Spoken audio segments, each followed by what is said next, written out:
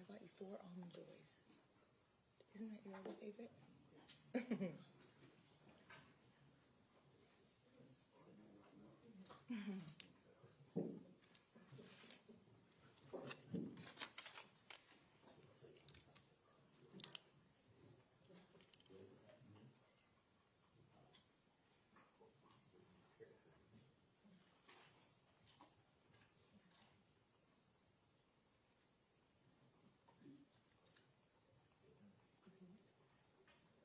Jurors are entering.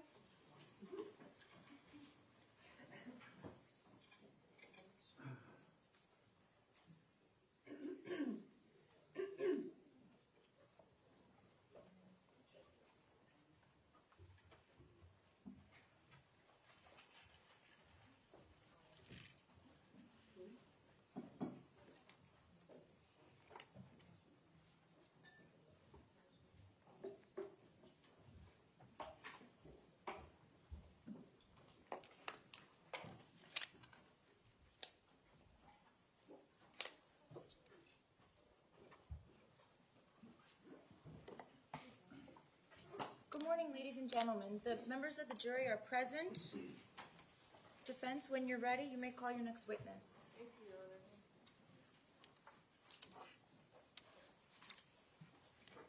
The defense calls Dr. Frederick Kravitz.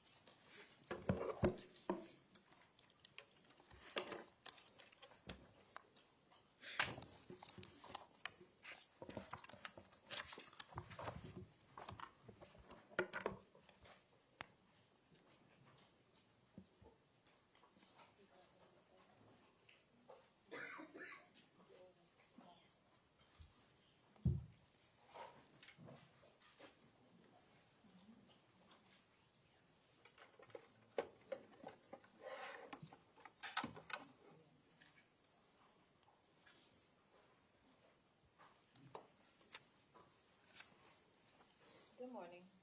You stand to be sworn in. Sir, please raise your right hand. Do you solemnly swear or affirm the testimony you're about to give is the truth, the whole truth, and nothing but the truth? I do. Thank you, sir. You can be seated.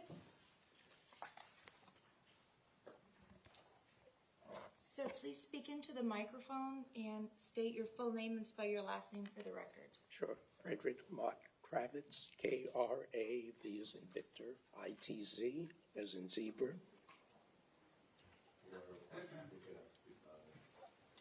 Sir, the microphone that you use is the one that's right in front of your folder. Right here. So It doesn't move. but Oh. Maybe you can just scoot up. Scoot over. Okay, thank you. Sorry. No, that's okay. Whenever you're ready. Thank you, Your Honor. Good morning, Dr. Kravitz. Thank you for being here, sir. Sure. Can you please tell the ladies and gentlemen of the jury what it is that you do for a living? I'm sorry, what it is? What do you do for a living? I'm a psychologist, retired psychologist. And when did you retire?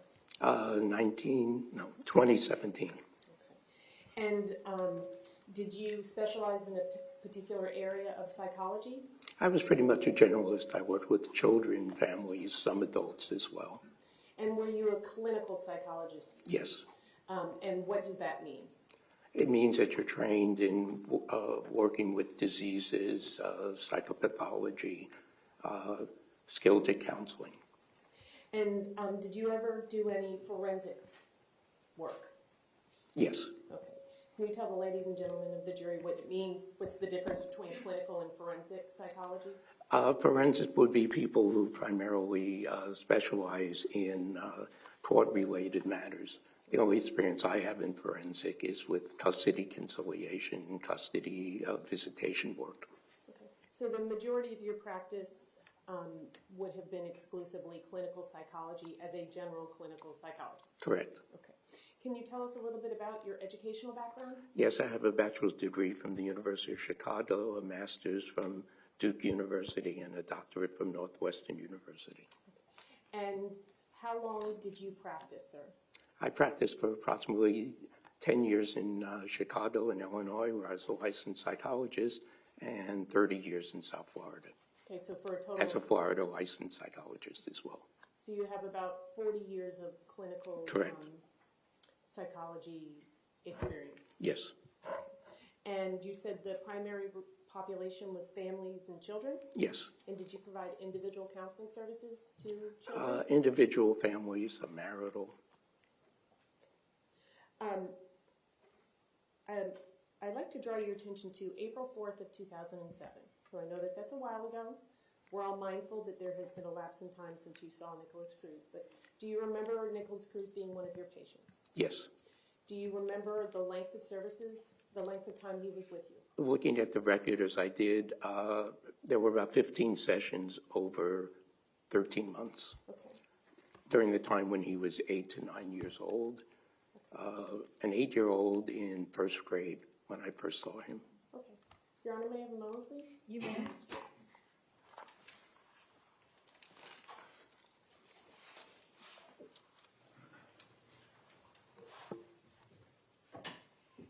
Your Honor, may I approach the witness, please? You may.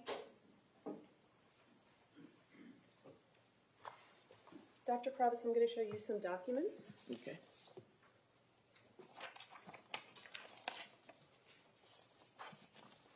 Can you please tell me if you recognize those documents? Yes, this is the intake form that was used when Nicholas first came in with his mother.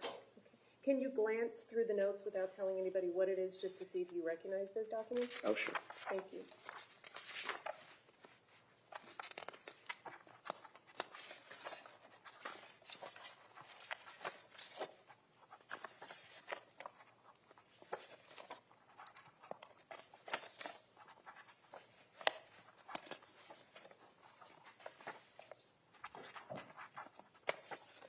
Yes, this is the whole clinical file. And the notes that you just reviewed, would they have been, would you have memorialized the meetings that you had with the Cruz family? Yes, Either contemporaneously or shortly thereafter? correct. Okay. And you've had an opportunity to review the clinical Yes, I file? have. Your Honor, at this time, the defense would seek to introduce 1T as a composite. It also includes the business record certification and authenticity. Does the state have any objection? No objection. Okay, without objection, defense 1T for identification will be received as 33. Thank you. While that's being marked by the clerk, I'm just going to ask you some general questions. Okay. When there's a new patient that arrives at your office, is there a procedure that you follow, documents that have to be filled out? Yes, well, for a child, the parent fills out the intake form with a little bit of a history, presenting reasons, and some demographic information as well. Okay. So this intake form provides you with some initial information in which you can start building? That is correct. So why is that important? Why is the intake form important? Well, it gives you some idea of who you're dealing with, where they come from, what the presenting issues are. And do you have those documents in front of you as well, sir? You have your clinical file? Yes. Okay, I'm going to pull up some documents, Okay. and let me know if you can see this. It's composite of Defense Exhibit 33. Okay.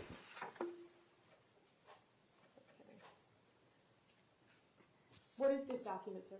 Yeah, that would be the initial page that Linda Cruz filled out when she and Nicholas came in on September 24th, that's his date of birth, I'm sorry, 4/26/2007. Okay. And there's just some general information here, including insurance information. Correct. And presentment. If you look at the very bottom, it says, presenting problem. I think that's what it is, yes, at the bottom. And that indicates what? She said just anxious at that point. And when you initially reviewed the intake form, because you obviously didn't do it, do you make a recommendation as for how often the family should come to you and receive services? Well, you do your initial workup, and depending on the presenting problem and the people involved, yes, you do some idea of when you want to see them. Okay. And on this document, there's a question that said, can patient be seen 2 times per week? Do you see where it says that? Yes. Okay. And there's an indication that the patient could be seen 2 times a week? Right, that would be with the insurance. Okay. That's part of the insurance information. If necessary, they can be seen more than once a week. Okay. Was there any other documentation that would have been filled out by the parent prior to the initial session? Yes, the other pages. Okay, and that's the, Oh, actually, I apologize. This was filled in by my secretary when they called okay. and set up the appointment. Okay, so I'm going to show you this parent identification form. Yes, that would be the paperwork that Linda filled out, Okay, Mrs. so Cruz. This would have been her actual handwriting. Yes. Okay, so how much do you rely on the information that the parent gives you in making some determinations as to what services you'll provide? Well, it's initial baseline, and you really don't know much about who you're dealing with till someone tells you something. So it gives you a baseline. Yes, So you have to rely on the information that you're providing. correct. Okay. So here, this is just some kind of general information in terms of patient information and the child's information, and it appears here that Ms. Cruz was referred to you by someone else. Yes, Dr. Stephen Moskowitz. He was the treating child psychiatrist. Did you ever have any communications with Dr. Yes, Moskowitz? I spoke to him a couple of times prior to him coming in as well. And is that kind of standard practice as a result of a referral that you reach out to the, Sometimes it's ideal, but doesn't always happen. okay, but in this case it did happen? Yes, So this is page 2 of that questionnaire, and number 1 indicates this is the mom advising you what she believes the major problems and what she's seeking help for. correct. And can you tell me what it says there? I'm sorry? Under number 1, does it appear to you that the major problems according to Anxiety, nervous temper. Okay. And then she indicates that this behavior has been occurring once a year? One For the year. last year? I apologize. Yeah, 1 year. And there's also an indication that he is receiving some additional services, or at some point had received some services from Dr. Moskowitz, correct? Correct. And then once again, she indicates what led them to seek the services: anxiety, lack of temper, control in school. Yes, And then she provides you with some additional information that he has a family counselor at his elementary school, correct? correct. All this information is important to you. Why? It gives me some idea of what's going on, who's involved in the case. And then mom fills out, this is mom's, what she sees as the problems that come, Correct. or in the school or in general. And what would those issues be? Can you just read them off, the ones that are checked? Yes, the ones that are checked. Difficulty concentrating, trouble with memory, unreasonable fears, anxious and tense, angry, act before thinking, school problems, loss of appetite. And then the pediatrician, his name is also indicated, correct? Correct. Now, you, as a clinical psychologist, you don't actually prescribe medication, is that correct? Correct. Is it important for you to know what medication your patients are on? Absolutely. Okay. And if there's any changes in the medication, is it important that you're aware of that? Correct. Okay. So at the time of this intake, there's an indication that Nicholas was receiving 54 milligrams of Concerta. Yes. Now, if you don't feel I just object to leading if you could. okay, I was just trying to speed along. I'll have him read it all in.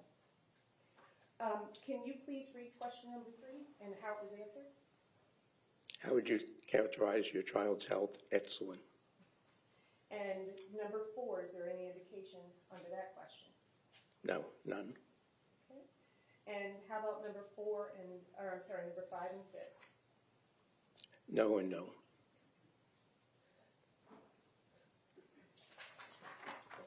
Okay, now we're going to go to page 5, page 5, Mr. Marcus. What is interpersonal history? What does that mean?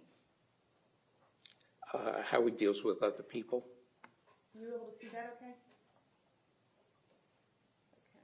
Okay. And the first question?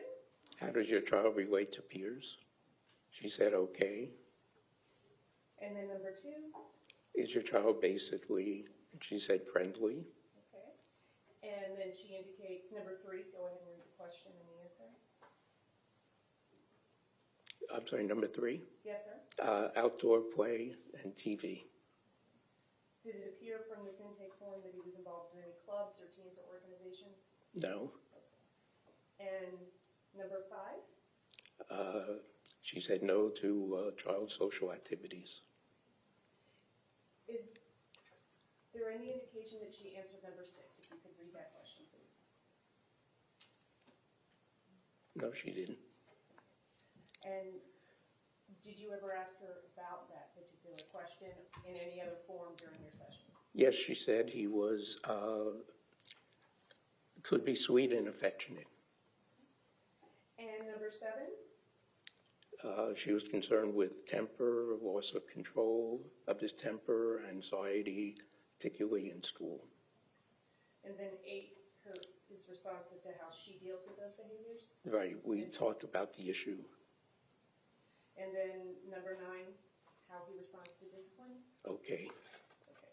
And then as we go through the educational history, she indicates some of his strengths and weaknesses academically. Is that correct? That's correct. Okay. And number 4, so now you know him when he comes into you as a first grader, correct? Correct. And she indicates to you what about his school performance in number 4? Yes, that it's changed and it's much better. And why is it important for you to know if a student is receiving any type of special needs or special education services? Why is that important? Well, gives you some idea of what the challenges are, what the issues are with the child. And then 6, did she advise you whether or not Nicholas had ever repeated a grade? Yes, he had repeated the cluster program for kindergarten. I'm sorry, you repeated? The cluster program for kindergarten. Thank you. Do you know what the cluster program is? Yes, it's for children with emotional and behavioral difficulties. Typically, the logic is it's a very small classroom. I think at one point, it could have been with Nicholas, but I won't promise. There was a teacher, an aide, and 4 students.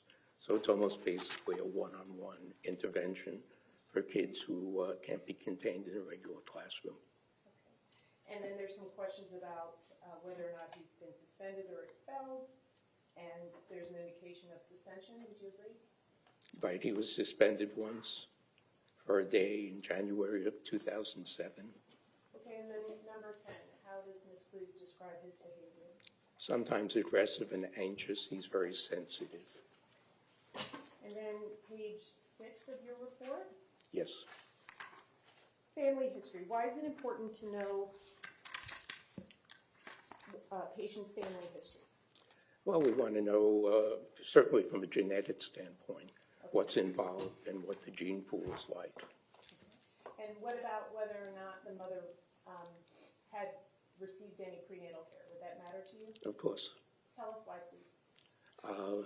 Because obviously it's very important for the adequate development of the fetus, and certainly it's affected by many factors, both physiological and environmental.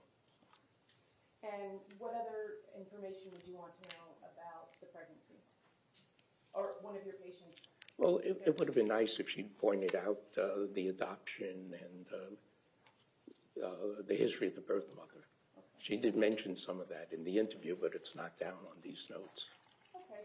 So do you remember any conversation that you had with her about adoption? Yes, I knew that Nicholas had been adopted. I knew that they'd also adopted his younger brother, Zachary, from the same woman, that they were probably half-siblings. I knew that the mother had some issues with substance abuse and probably some psychiatric issues as well. Why is that important for you to know, sir? Because obviously the fetus can be affected by the various things going on in terms of development. For example, we know smoke is harmful to a fetus, but we also know that drugs are even more harmful, as well as alcohol and other stimulants. And we know some of the medication that's prescribed by the physician can also be harmful.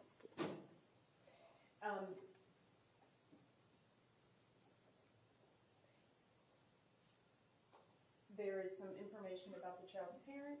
And at this time, when Nicholas is 8 years old, how old is his mother, Linda Cruz? 7. Pardon? I'm sorry, how old was his? His adoptive mother. Oh, she Number would have 2? been 57. Okay. And she was a homemaker, is that correct? Correct.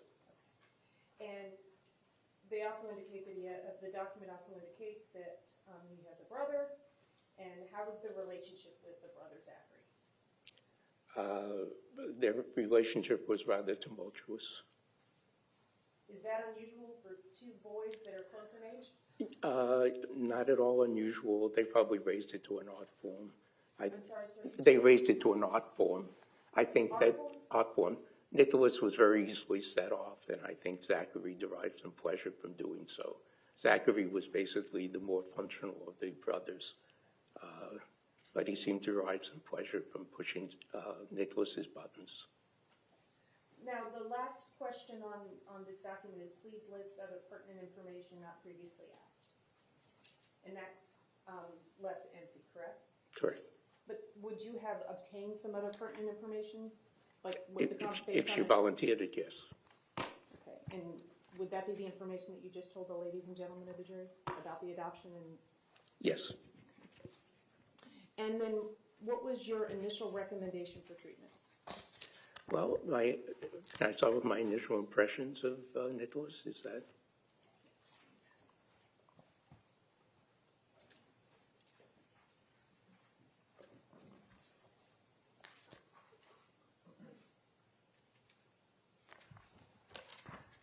Let me back you up first. Okay. Doctor, sorry about that. Can you tell me about the referral and what information you were provided from Dr. Moskowitz as to? Primarily that he was being treated for an attention deficit disorder, and there was a lot of conduct disorder as well. I'm sorry? A lot of conduct disorder as well. Okay. And what is conduct disorder? Tell the ladies and gentlemen about Sure. that. Conduct disorder would be a variety of things. In Nicholas's cases, it would be his acting out, having tantrums, anger outbursts, low frustration tolerance, refusal to do things, running away at times. And the referral, did it include any other requests for services or anything that Dr. Moskowitz believed that the family needed? Well, I think the implication was to help him both with his attention span and his anger control, and primarily to work with mom to be more consistent in her discipline of the child, and to hopefully model for him some more appropriate behavior. Okay. So that's the kind of the referral question, and then Correct. you start your services. Did you believe that Ms. Cruz needed some assistance in parenting skills, or? Oh, absolutely. And tell me what you mean by that. What do you think she could have benefited from on what you were trying to do? I think she truly loved these boys, but I do think she was overwhelmed in caring for them and somewhat depressed since her husband had passed away 2 or 3 years before I saw Nicholas, which left her as a single parent to 2 very out-of-control children. Okay. Did she seem receptive to your suggestions? She was receptive, but she was very private. She felt that people had already been judging her a great deal, and she was a little bit skittish. So I spent a lot of time trying to develop a closer relationship with her and try to reassure her that I was not being judgmental, that these were very difficult boys. But I think she also had some anger issues. And did you ever, Anger issues, just as the boys push each other's buttons, they were very good at pushing hers as well. okay, did she ever talk to you about how she dealt with those anger issues? Yes, but I'm not sure how accurate that was. I'm sorry? I'm not sure how accurate what she described was. My sense of it is she lost her cool frequently Okay. and backed down a great deal, gave in to the boys, which only made the situation much worse. Okay. So can you tell me if there's some overwhelming, what's the best way to ensure that there's going to be some success in treatment? Are there any particular factors that contribute to whether or not there's progress or a lack of progress? Probably patients' motivation and the relationship you build with them. Obviously, in a young child, it would be all through the parent or parents, pretty much. Unfortunately, with Linda, I don't feel we were terribly successful. I'm sorry, I'm having a hard time. Unfortunately, I'm sorry. Unfortunately, with Want Linda, some water? yes, that would help.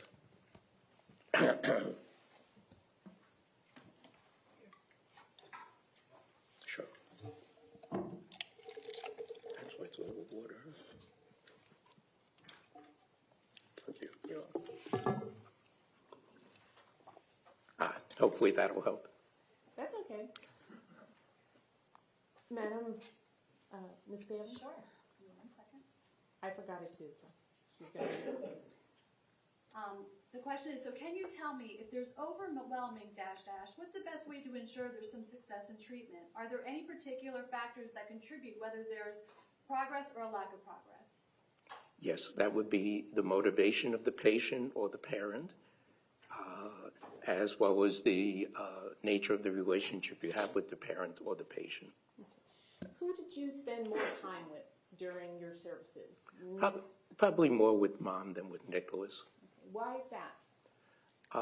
Because it was very important that whatever techniques I was trying to teach Nicholas, Mother was aware of them and could practice at home. There's only so much you can do in an office within a session. So you have this session and you teach Mom skills? I would see Mom first. She would give me an update on what was going on for a period of time. Usually I'd put Nick in the playroom while I was with Mom, so he'd keep his hands busy pretty much. And depending how that goes, then I would go in and see Nicholas as well. You do that because, number one, you want to have some update of what's been going on in the family. And number two, particularly with older kids, usually adolescents, you don't want to necessarily be meeting with the parent afterwards and have the kid feel that you're spilling whatever they confided in you. Okay. So during those sessions with Ms. Cruz, were you trying to give her some interventions or some strategies to deal Yes, we talked about consistent discipline. We talked about using appropriate rewards. We talked about not overreacting to things. We talked about modeling what we call I feel statements, trying to get Nick to articulate his feelings in words a little bit better and not in actions, not acting them out quite so directly. We taught some strategies to do that. It was modeled for Mom, and the goal was for her to follow through with Nick and practice at home. And then I would practice with Nick in the session as well. So obviously you were never in the Cruz home, is that correct? Correct. Okay. Did you get the impression based on Nicholas's behavior when you met with him and Mom's responsiveness that those interventions and those strategies were being used at home? I don't think they were very much. Okay. I think she'd throw up her hands too readily. Just kind of give up, overwhelmed Yes. and frustrated? Okay. And again, I'd stress these were very difficult children. You just made some references to teaching Nicholas I feel statements. What's the purpose behind that? Well, because whenever Nicholas got frustrated or angry, he'd lash out. He'd throw something, he'd hit something, he'd tear something up, whatever. The goal of I feel statements is to identify how you feel, articulate your feelings, share it with someone, and hopefully be able to express it without the aggression that was so prevalent with him. So during the 13 months that you worked with Nicholas, how did that progress, working on the I feel statements? Was he able to identify his emotions? To a minimal amount. As I said, the sessions were too far apart to really do what we wanted to get done. And initially, I think they were every couple of weeks, and then it was once a month or even a couple of months between sessions. Very hard to accomplish very much in that. So what was your recommendation in terms of how many times Ms. Cruz? Ideally, I would have liked to have seen him at least once a week for a while. Okay. So we're talking ideally, if you saw him over 13 months, maybe excluding some holidays, probably 52 sessions, correct? Correct. Okay. Do you remember how many sessions Linda and Nicholas had? 15. Okay. Did you ever have any conversations with Ms. Cruz about would you consider that consistency in treatment? First of all. Very difficult to treat under those circumstances. Did you ever have any conversations with Ms. Cruz about that? Yes. Okay. Can you tell us about those conversations, please? Generally, I just pointed out to her that if we were going to make progress, we needed more consistency. To the best of my recollection, she would say, yeah, and nothing would really change.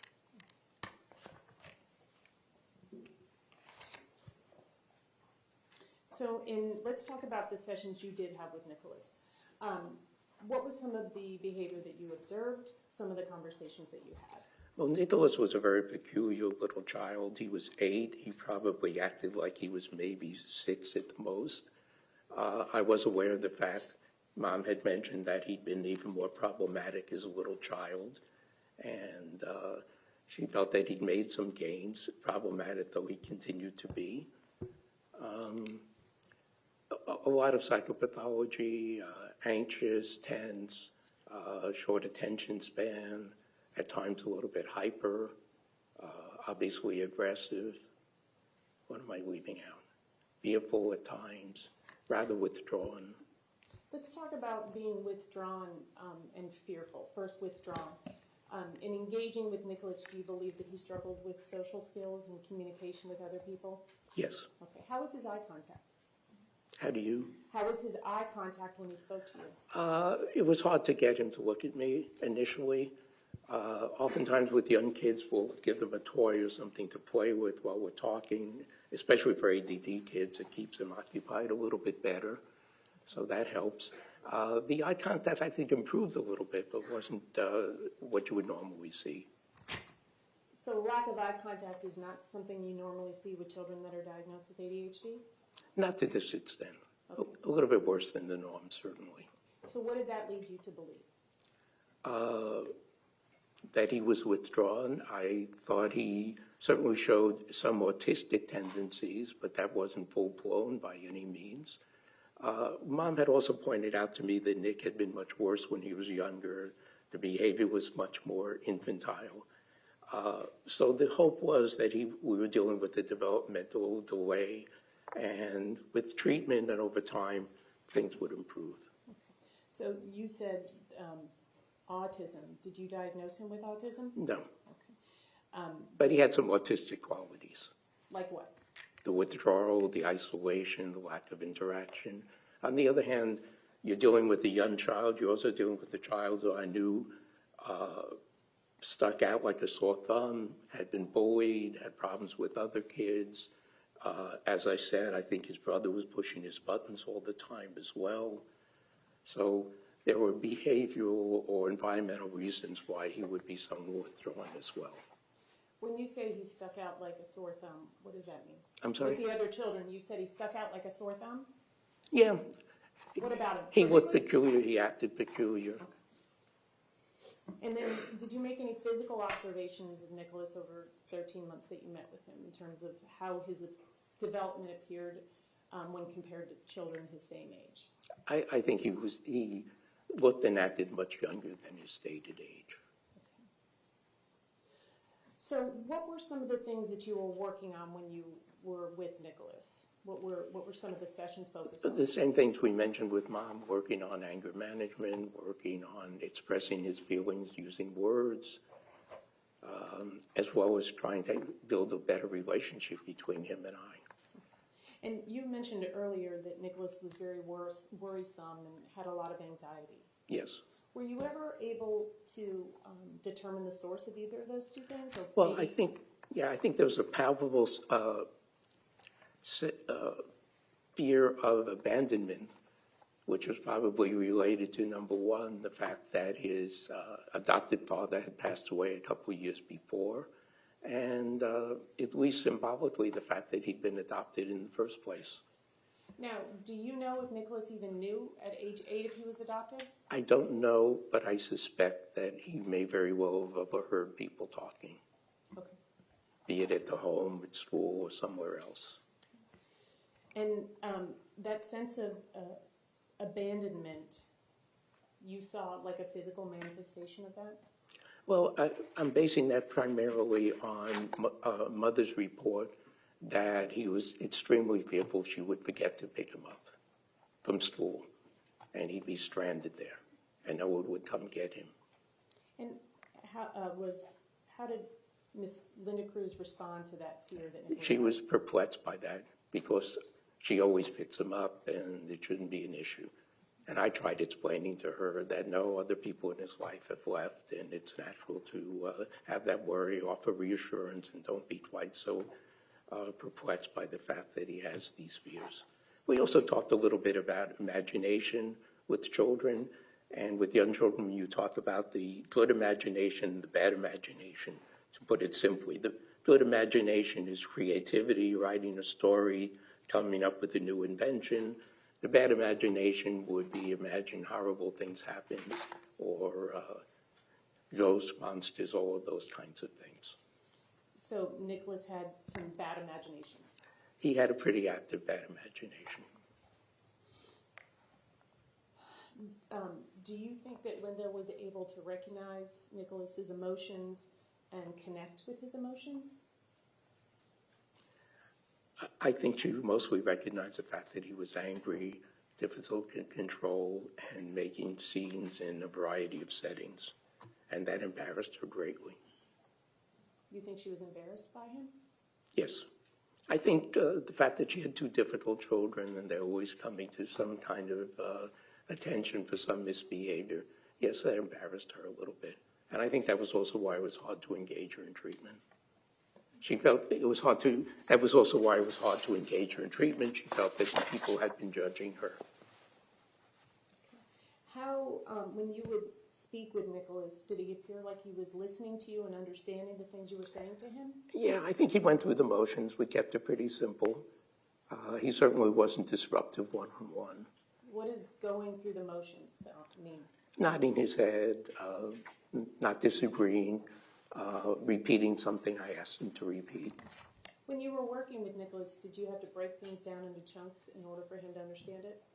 Oh, yes, I kept it as simple as I could, very clearly, one thing at a time, a bit of practice. But again, the main goal was to get Mom to be on the same page, same wavelength, and to practice for many, many times at home. Now, I know you never did any IQ testing, but obviously with your years of experience in working with children, did it appear that Nicholas was at all intellectually impaired? No, I thought he was probably somewhere in the average range. And as I said, he seemed to have improved, as Mom said in her paperwork, from a younger age till now. So hopefully it would be a developmental delay, and over time he would continue to progress. Do you believe, based on the things that Mom told you and the behaviors that she was observing, that there was structure in the home? Minimal structure. And is that important for a child who has... Absolutely. You need a schedule, you need structure. I mean, otherwise it's a bit of a free-for-all. And that was my sense of what was going on over there.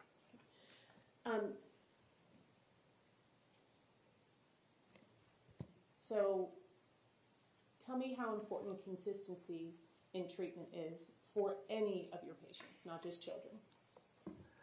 Well, consistency is important because you want to work the issues out. You want to, especially with children, you want to practice and you want to see some results. And as I said, normally, had there been a shorter interval between sessions, I'd had a clear idea what was going on. When it was 3 or 4 weeks, sometimes the beginning of the session was strictly updating what had been happening in the last few weeks. And when that happens, you don't get very far.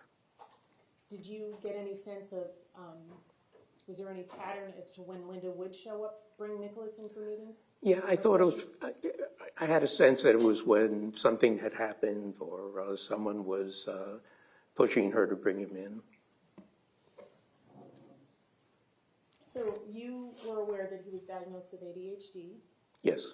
And so, it's your understanding that he was medicated or on medication throughout the time that he was with you? Yes. Okay. Were you updated on the medication either? Yes, it was changed 2 or 3 times in the time I saw him. And do you know why that was?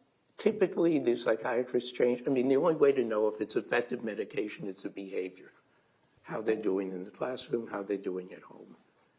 The other problem you have with stimulant medication, and most ADHD medication is stimulant medication, the problem you have is it causes a little more irritability, emotionality, sometimes some sleep issues as well, because basically it's a stimulant that you're taking. It's something that would otherwise keep people awake for a long time.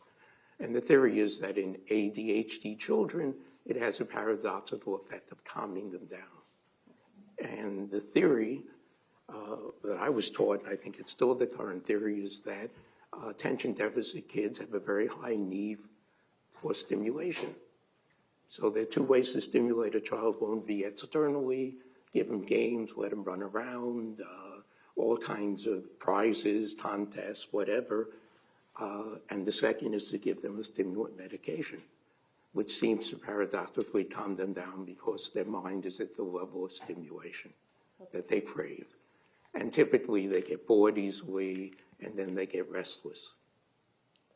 So based on the review of your records, Nicholas's medication, was he on the same medication the entire time you were providing him services? No, he was on 3 different stimulant medications, I believe. And that's just trying to figure out what works? Correct. And also minimize the side effects, like I was mentioning. Because some of these symptoms he had could also be related both to the ADHD as well as to the medication. In other words, these kids sometimes have memory issues because they're not paying attention. That would be one thing, certainly, as well as the irritability goes up with the stimulant medication as well. The problem is in a classroom trying to learn, it's a rather slow, tedious environment, especially for ADHD kids. So do you agree with the diagnosis of ADHD at that time? Yes, But you saw other symptomology that wasn't consistent with ADHD, correct. And I think you described that he's not autistic but had autistic features, correct? Correct. And you also mentioned oppositional conduct disorder, Right, and that's associated with the aggressiveness, right? right. So was it that is it like a cluster of symptomology? You couldn't really put your finger on it? Yes, and to give Nicholas the benefit of that, when he was 8 and was acting like he was 6, like I said, the hope was that it was a developmental delay, and over time, these things would improve.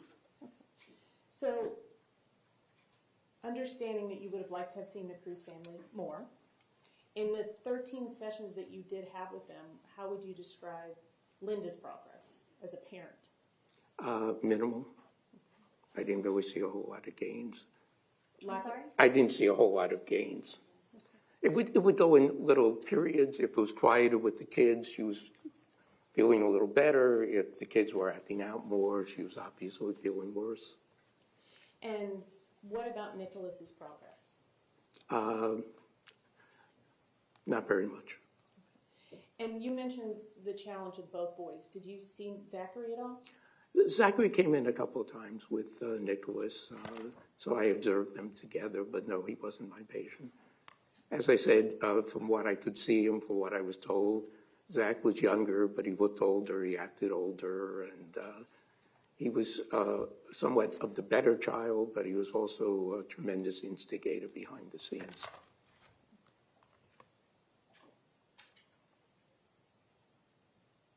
So, even though you did not diagnose with Nicholas as autism, but rather he had some symptomology consistent with that, were there any additional services that could have helped him with his lack of social skills and the anxiousness and the self-isolation? Well, if treatment had been more intense, we could have addressed some of those things as well. And what about the information that Mom had told you about the exposure to drugs and alcohol in utero, those toxins? I know you're not an expert in fetal alcohol syndrome disorder, but is there anything, if you had been able to identify that or if he had been properly diagnosed, that you could have done? Well, when we talk about developmental delays, which would certainly apply to Nicholas, there are many reasons that can cause it. One would be the substance abuse, but there's also varying degrees. It would depend on what drugs were used, how much they were used, what the point was in terms of fetal development.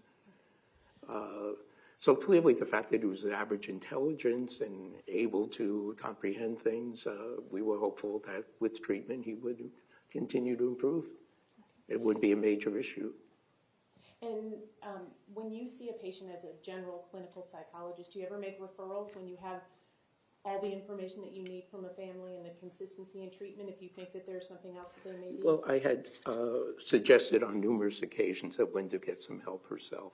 Okay. I felt she was still very depressed, mourning her husband, feeling overwhelmed, loving the boys, but in some ways regretting having made this commitment, not knowing how difficult it would be. What about for Nicholas? I'm sorry? What about for Nicholas? Would you have the ability, if you had had all the information that you needed, to make referrals? I don't remember making any referral. I made some suggestions to Mom to get him involved in some social activities to increase some of his social skills. But given the level of motivation, I couldn't imagine them seeing other practitioners on a consistent basis. Do you think that Linda Cruz loved her boys? Yes, no doubt about that. Do you think she did everything that she could do for her boys? In her mind, yes. May I have a moment, please, Your Honor? You may.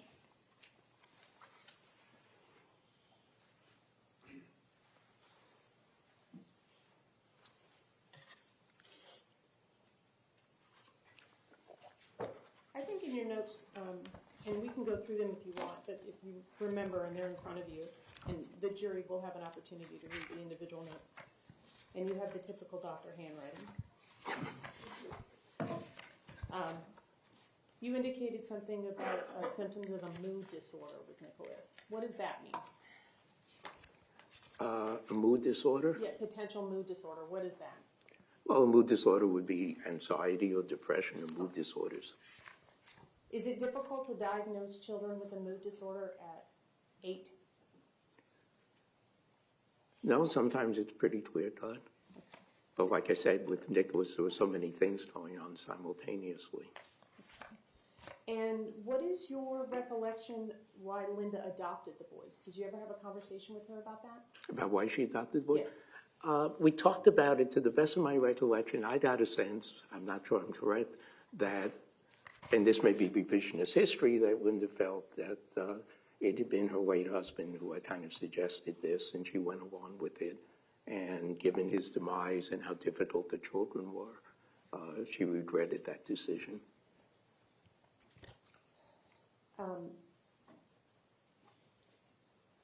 When Linda came to you, she was 57 years old. Is that correct? Correct. Do you think that her age had anything to do with parenting? It didn't help Okay. Why not? because I think your stamina, your ability to handle these things, I mean, it's like the families I work with where grandparents have had to raise their grandchildren because the parents are not available for one reason or another. That's always very difficult. And how important is it for a caregiver, whoever, that's a grandparent or a mom or a dad, to have a good, solid support system?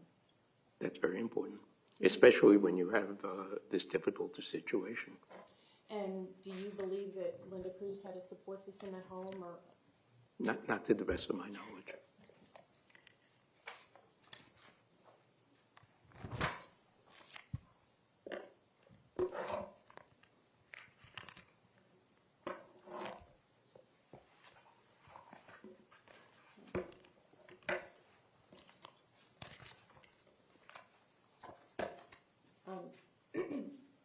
Your Honor, I don't have any further questions. Just want to make sure I give all the exhibits to the jury. Thank you, Dr. Kravitz.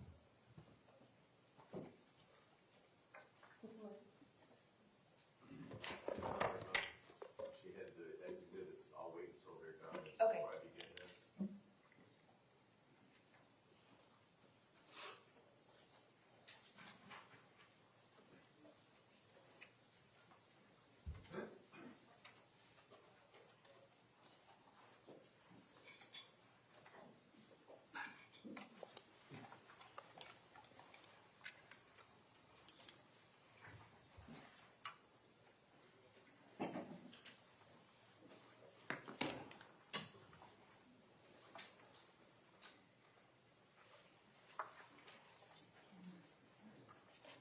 Okay, ladies and gentlemen, I understand that some of you need a restroom break. That's not a problem. We're going to take a brief 10-minute restroom break. Please do not discuss the case among yourselves, and please leave your notepads behind. Thank you.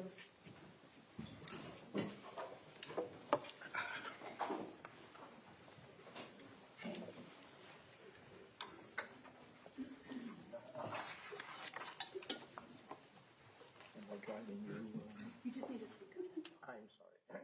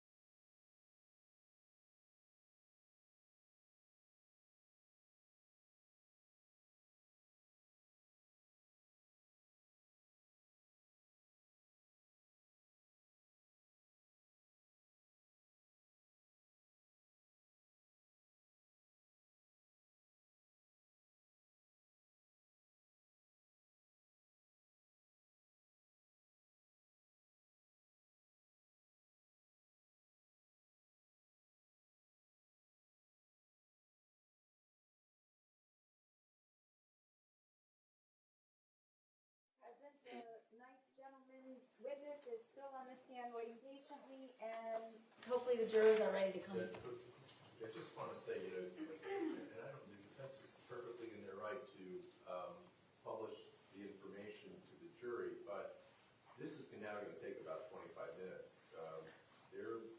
It's going to take a while for them to look through this, and I don't want to begin to have them not listening to the witness as they're flipping through the papers. And I can't begin because I need to use those papers. I need to use the evidence. So, Okay, well, maybe next time you can publish it while you're doing your testimony, Ms. McNeil? Or take a break while you're asking about the questions to have them look through it.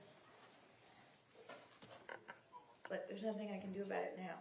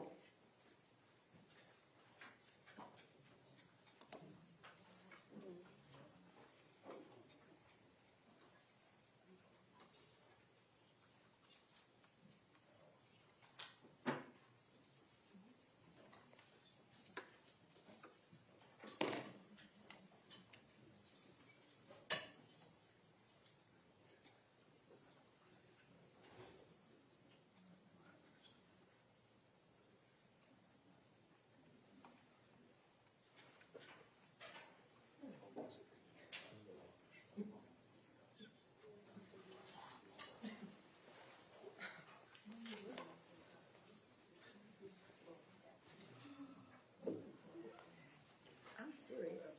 I am serious. Ladylike or not.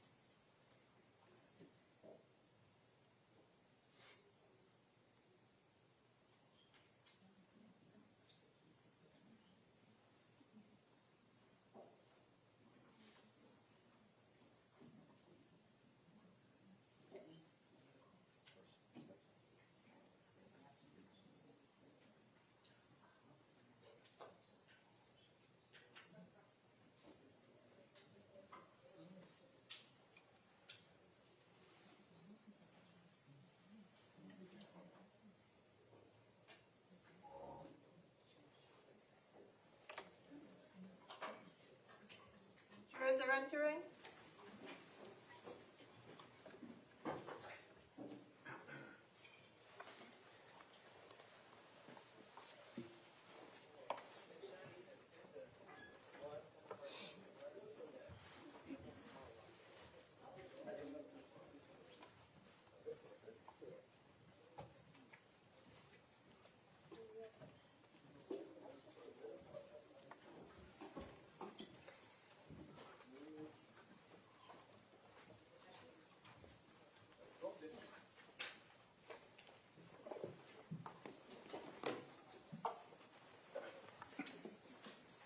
Okay, the jurors are present. Everyone else may be seated. Ladies and gentlemen, there is one of the defense exhibits, 1 or 2, has been given to you to be what we call published. That's giving you the opportunity to take a look at it. You can keep in mind this won't be your only opportunity. What's the matter? No. Oh, I thought you were trying to tell me something.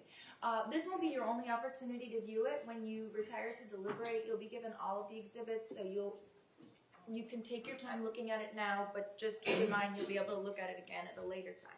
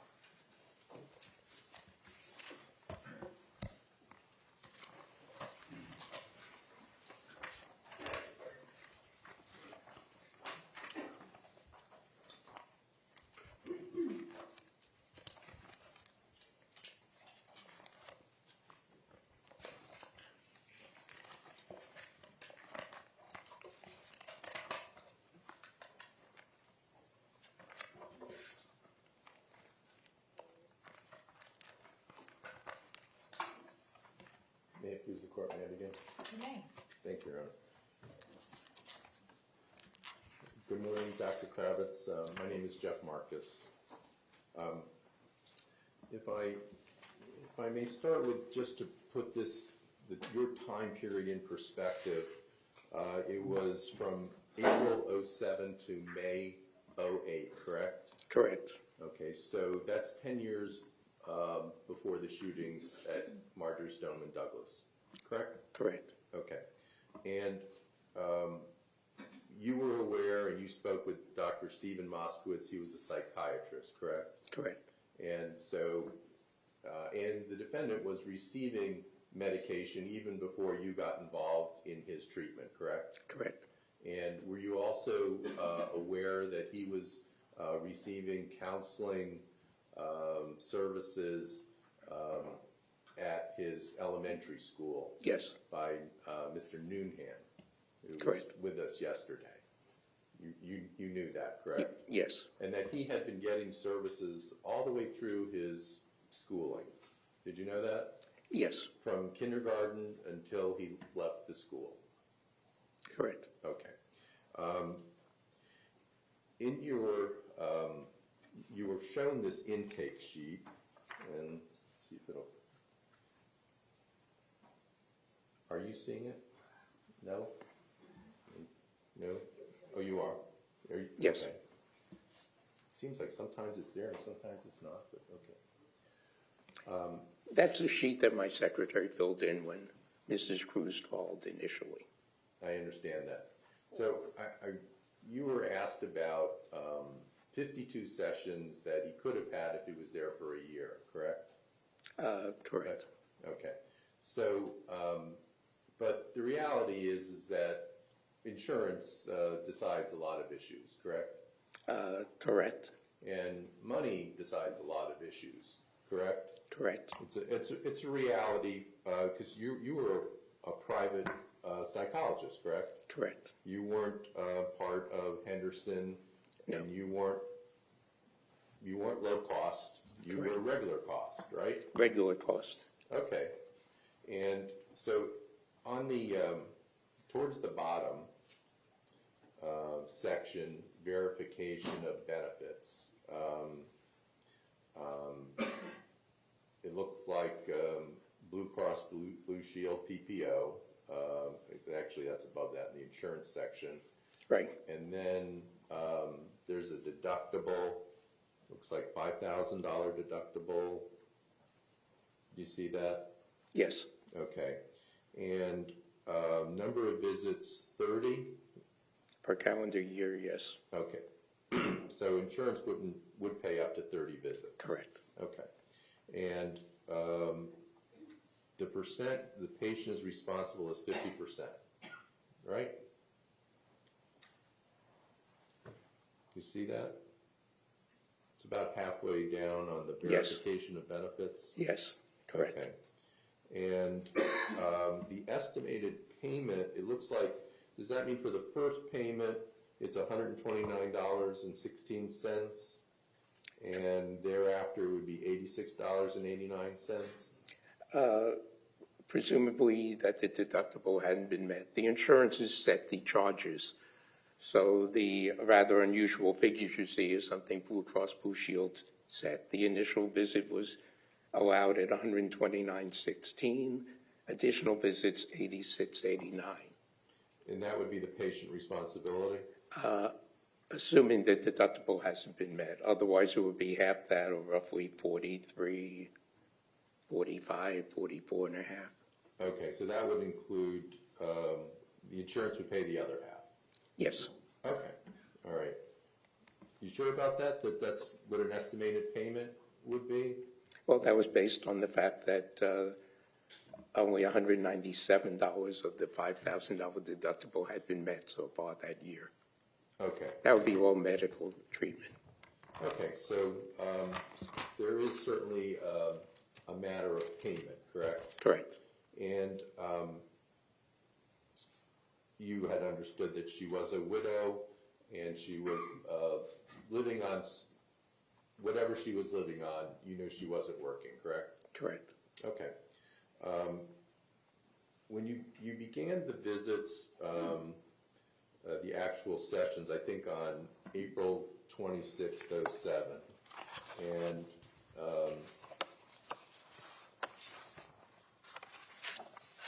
thankfully you told us what your writing said, so we didn't try to have to decipher your handwriting particularly, correct? Correct. Okay. I think these got out of order, so let me just see if I can put up that particular date. There's a stamp in the right-hand corner, Mr. Marcus, I can help you put it in order, the top right-hand corner. Oh, yes.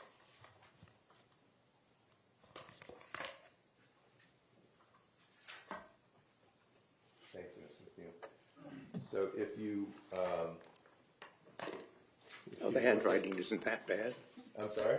The handwriting isn't that bad. I can read it. The non-serious question I want to ask you is, do doctors go into that profession because of bad handwriting, or does it cause bad handwriting? You don't have to answer that. Thank you. You don't have to answer that. So this is on April 26th, 07, and just to give the jury an idea of what happened on that day, could you do what you did for us, and if it's not particularly obvious to everyone, there's another day's notes on here too, 5/3/07, correct? Correct. Okay, so just read that for us, the 4/26/07, so that you can have an idea of what we're looking at. Sure. Nicholas was 8.5 years old. He was in the first grade at Coral Springs Elementary. He'd been retained in kindergarten for immaturity. He was on Concerta, one of the stimulants, 54 milligrams. He was 5 years old when his father had a sudden heart attack. Both boys were adopted at birth, same birth mother. Brother Zachary is also on 54 milligrams of Concerta. Can be aggressive when frustrated, very anxious, temper issues, attention deficit disorder, and anxiety/anger control. Can be an affectionate, sweet boy. That was a positive thing Mother mentioned. My impression was he was very shy.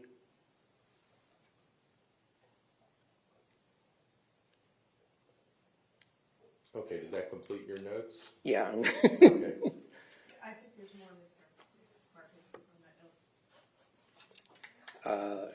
Well, I can't read it, but if he can, that would be fine. Yeah, he was playing Pokemon and toys, and I offered him 3 wishes. Sometimes you ask kids to see what they wish for. He wished for Pokemon, a dog, and even more Pokemon.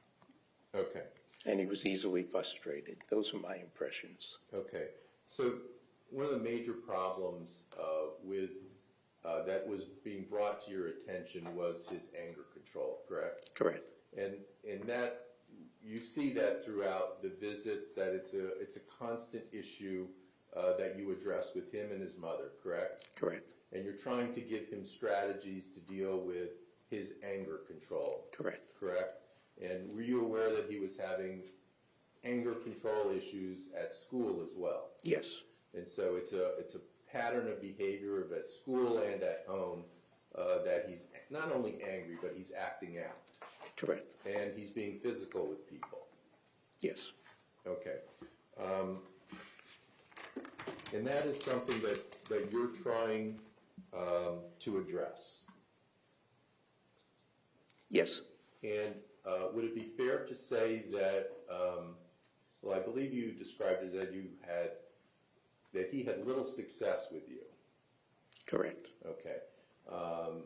If there was progress, it was inconsistent. Would that be a fair way to describe it? That would be a fair way to describe it. And I think it's kind of the same way you described the mother's progress was inconsistent. Correct. And but you knew from the family that she wasn't dealing with one difficult child, she was dealing with 2 difficult children, correct?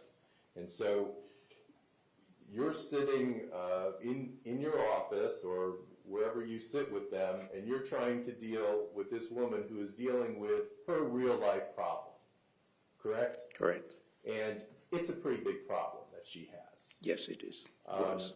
You know who the boxer Mike Tyson is? Yes. Okay. Do you ever hear his expression of, all my opponents have a plan until I hit him in the face? Do you ever hear that expression? Yes. And it kind of applies to Mrs. Cruz in that you can give her a plan, but then she's smacked in the face with these two kids who aren't obeying her. That's Correct? true. And yelling and screaming, correct? Correct. Fighting, correct? Correct. And fighting with her. Yes. And she's, at this point in her life, she's 57 years old, correct? Correct. And these children are only getting older and bigger, aren't they? Yes, they are. And they're two boys, correct? Correct. So, as much as you try and help this woman, there are limits to what humans can do, aren't there? Absolutely. Okay. So you're not really being critical of her. You're recognizing the situation, correct? In fact, it might be even an impossible situation that this woman was in. Correct. In 2 weeks later, May 17th,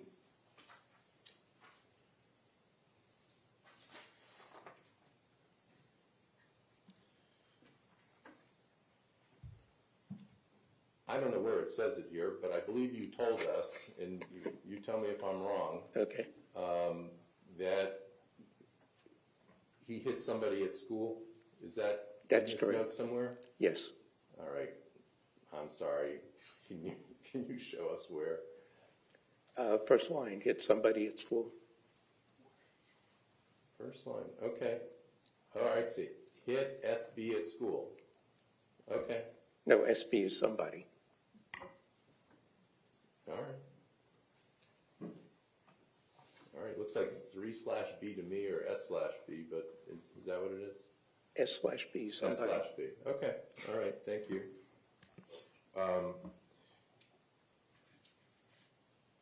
But what, as in terms of now, when you find out this information, this is what do you do with that kind of information? Well, it reflects what we knew on an ongoing basis, that we needed to work on his anger control, his frustration tolerance, and as the notes show and the next session show, some strategies to handle them more effectively, or appropriately, I should say. So one of the strategies in the next session, I see knuckles. I think that there was something about taking deep breaths. Yes. Walking away. Right. Telling himself it's no big deal. Oh, counting to 20. Yes, before he reacts. Okay. What is the knuckles thing? For small kids, if they put their knuckles together when they're angry, you can get some of the anger out without hurting yourself or anyone else. Okay. Now, the 13 sessions I think you had with him, or 15 sessions? I think it was 15. 15 sessions. He never showed you this anger, did he?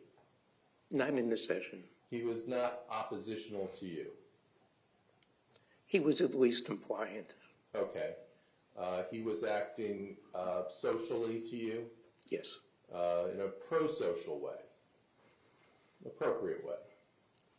Appropriate way. As opposed to an antisocial way? Correct. Okay. So he could control his behavior when you're sitting in the room. He was fine. Right. I'm not saying fine, but he was not oppositional. Correct. And oftentimes I'd meet with him in the playroom and he'd have something in his hands while we talked as well. That seemed to help. Okay, and as a psychologist, the fact that he can control his behavior in your presence, that means something to you, doesn't it? It means something. As opposed to if you're in the room with him and he's acting with aggression and anger and throwing things, hitting you, that would be a different ballgame for you, correct? That would be completely out of control. I've seen some kids like that. Okay. He wasn't like that? No. Okay. Not one-on-one, and not so long as you weren't frustrating him too much. Right. Was it your part of your strategy with the mother that he was having problems at school and at home, correct? Correct. So did you try and tell her to let the school deal with school problems, you deal with home problems? Yes. Okay, so she shouldn't be the heavy with finish your homework. Correct. Okay. And you said that, there were times that she would give in to them. Yes. Okay. And so that's not being consistent, which was your goal for her to be consistent, correct? Correct. Okay. And that kind of goes back to she's trying the best she can, and sometimes people can rationalize, well, maybe if I let him play a video game for an extra half hour, maybe he'll recognize how nice I am and he won't, destroy furniture. Yeah, that kind of wishy-washy approach, I think, was rather evident. Okay. Negotiate with her own children, correct? Correct. Okay. That doesn't really surprise you that a parent would try and work out a solution like that, does it? No. Okay. You sound like you've been a parent, right? Right. Okay. Been there, done that. Right. All parents do. But my grandchildren, those are the gems. Yeah, we can spoil them and then give them back, right? Absolutely. Okay. And you noted that he was on the honor roll as well, correct? Yes, for one quarter. Okay. For one marking period. Okay. There were, at home, you described it as testing the limits. Mm-hmm. What does that mean? It means he would see how far he could go and get what he wanted. Okay, would he... I think when Mom first came in, she talked about him repeating himself a lot, and I think what she meant was the fact when she said no, he would still demand what he wanted, and when she said no the second time, he'd still demand what she wanted the third time, et cetera, et cetera. Okay, so to test the limits, he would scream, yes? Yes. Have tantrums? Mm-hmm. Destroy property in the house? Yes. Lie? Yes. Make ultimatums? Probably. I don't remember the exact details of all this, but it certainly fits. Okay. Classic manipulative behavior, correct? Correct. A very immature behavior, like a very young child does, who has a tantrum when he or she doesn't get what they want. Right.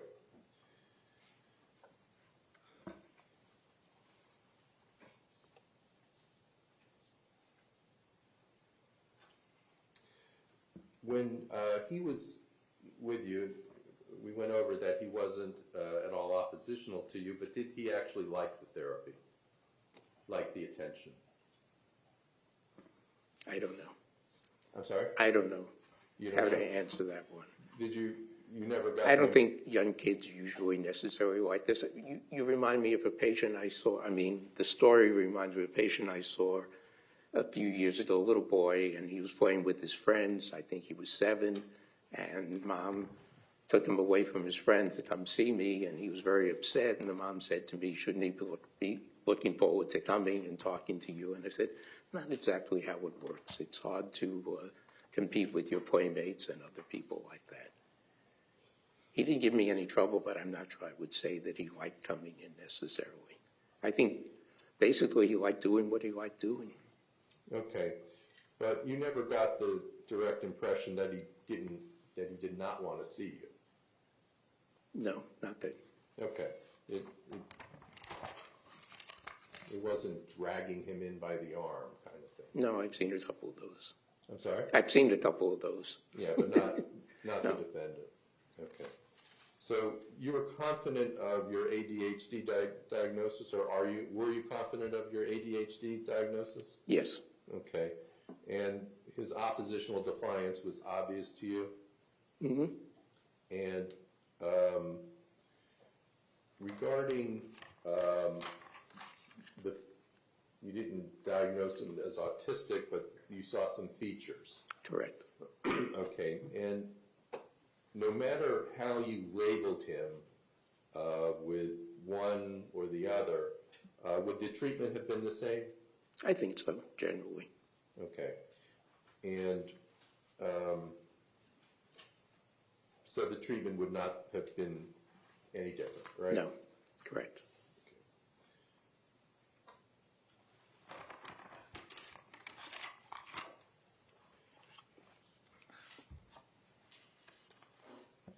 Of course, we all know how this ended.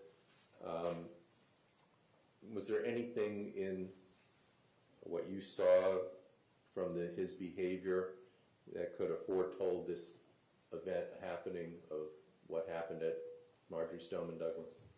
Not in my opinion. I've worked with some other fairly damaged kids, and certainly, to the best of my knowledge, none of them have ever acted out like this. None of them? You said to the best of my knowledge, none of them? None of them have acted out like this. Thank you. Now, Ms. McNeil had asked you about the consistency of treatment, correct? Correct. And you only know what you know about your treatment and that he was with Dr. Moskowitz before Correct. you, correct? Mm-hmm. You don't know what happens after you, correct? Or Correct. maybe some... I've heard some things through the grapevine, but not all the detail. Okay.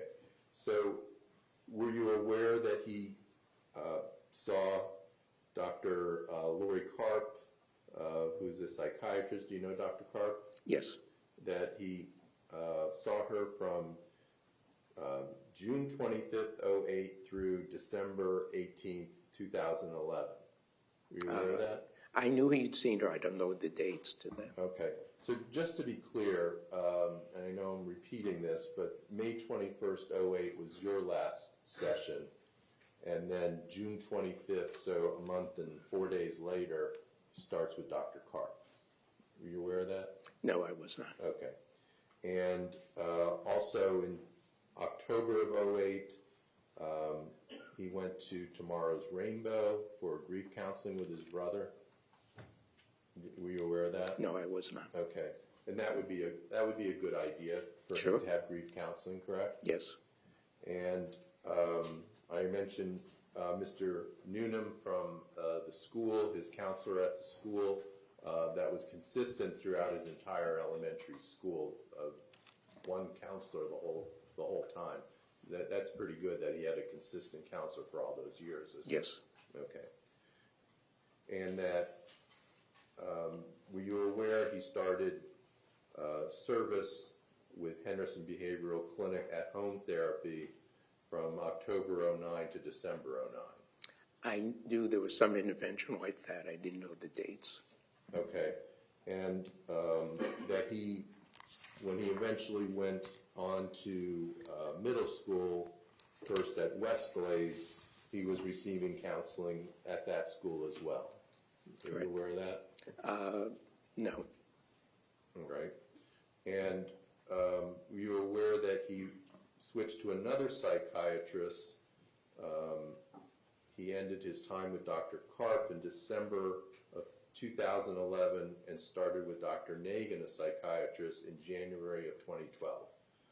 I was not aware of that. Okay. I know there've been a lot of consistent treatment, but I was not Okay. aware of who all the providers were or the dates. Okay, but through his childhood, he had a psychiatrist. Yes. And were you aware that he began again with Henderson in April of 2013 for this next session, It's not the final session, but to September of 15, that's a 2-year and 4-month time period where he had 140 sessions. Would you consider that consistent Yes. therapy at home? Yes, very much so. Okay. And then thereafter, in 2016, he began with Henderson again for more treatment in 2016. I was not aware Not of aware of that. that as well. All of that represents consistent treatment, doesn't it? Correct.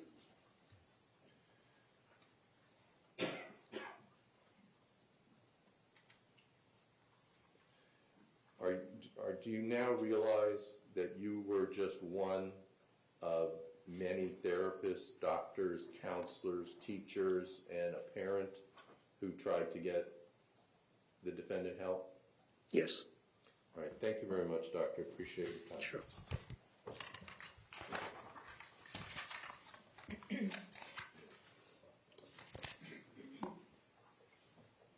me just have a moment to, I don't want to take these documents.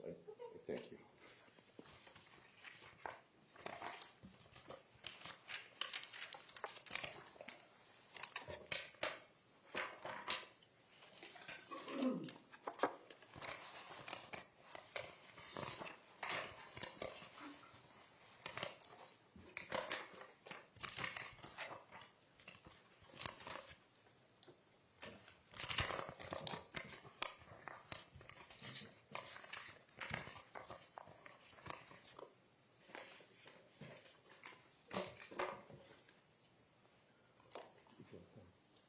Okay, I'll leave.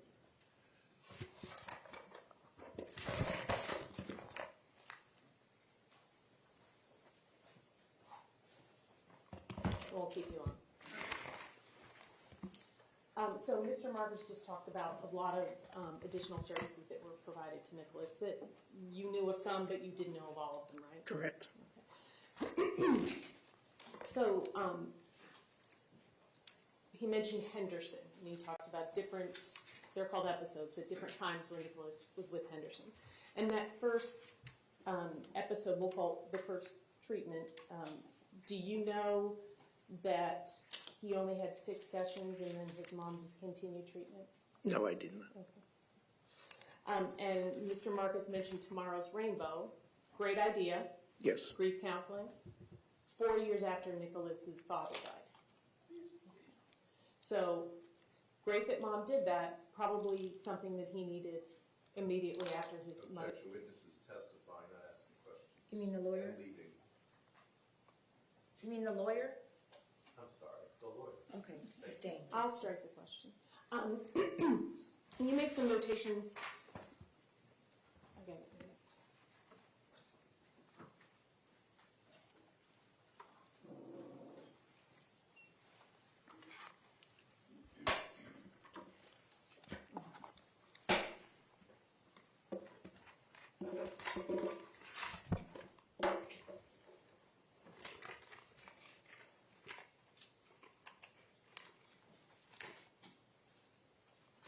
Back to that May 17th, 2017 note. 2007. 07, 2007, thank you.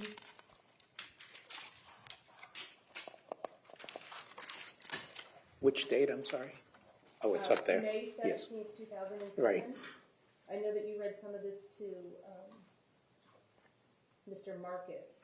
There's a couple things that I would like to have you point out.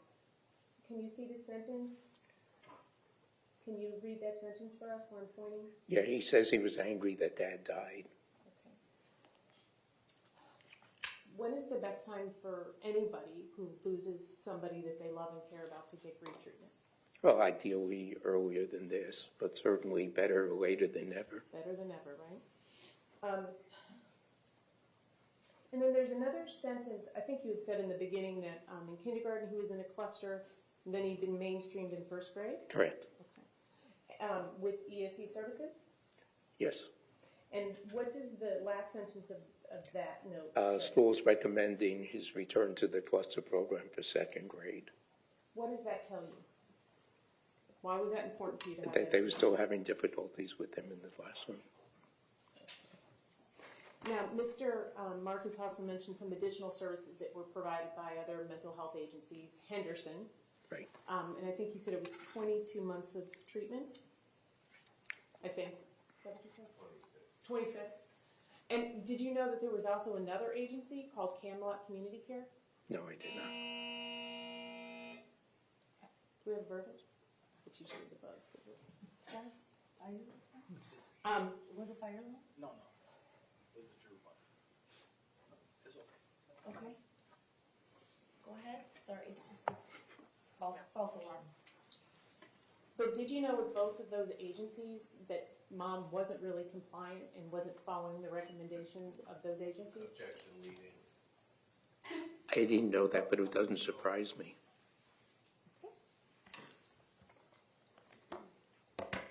What is the role in general of a psychiatrist? Psychiatrists are medical doctors who specialized in mental health, mental illness. Many years ago, they did therapy. Many of them were analysts early on. Nowadays, it's basically medication management and covering people who are hospitalized in acute distress. They typically do not do psychotherapy. Okay. And you said you know Dr. Carr? By reputation. And so medication management would have gone through the psychiatrist? I'm sorry? Medication would have gone through Nicholas's psychiatrist? Yes. Were you aware of any patterns of mom taking them on and off medication? No. Splitting the medication between the two boys? No.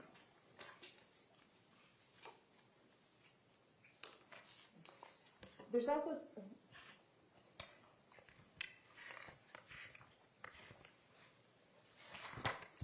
We talked about ADHD, conduct disorder, symptomology consistent with autism, right? Some features, yes.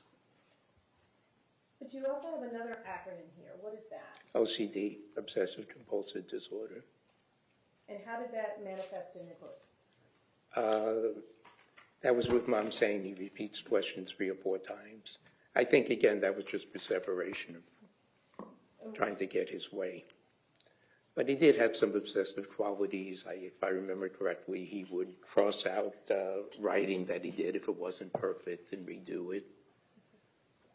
That's not consistent with oppositional defiance disorder, is it? No. And why do we have chicken nuggets here? Oh, the 8 chicken nuggets? Pardon? I'm sorry? You said you have 8 chicken nuggets. Are you concerned about its diet or any No, obsessions? that when he has chicken nuggets, it must be, look at the next line, it must be 8. Okay. Eight. Okay. Not 7, not 9, 8. Is that why you would have done the notation about OCD? Yes. And is that consistent with oppositional defiance disorder? That having a specific number of food items? Yes. That's consistent with oppositional defiance disorder? What, the numbers? No. That's I'm more sorry. consistent with OCD? Yeah. That's more obsessive compulsive. Pardon? That's more obsessive compulsive.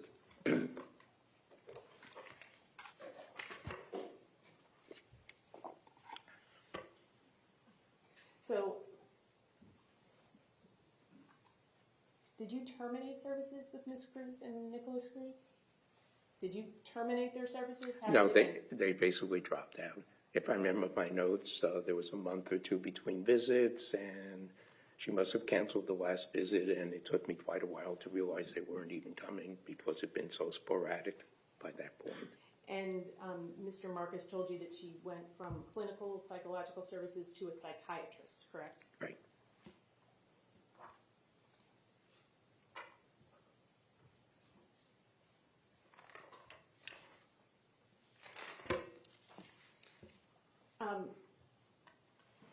Mr. Marcus talked about the behavior that he was exhibiting in school. That was a lot of aggressive behavior, a lot of hitting children, that kind of stuff.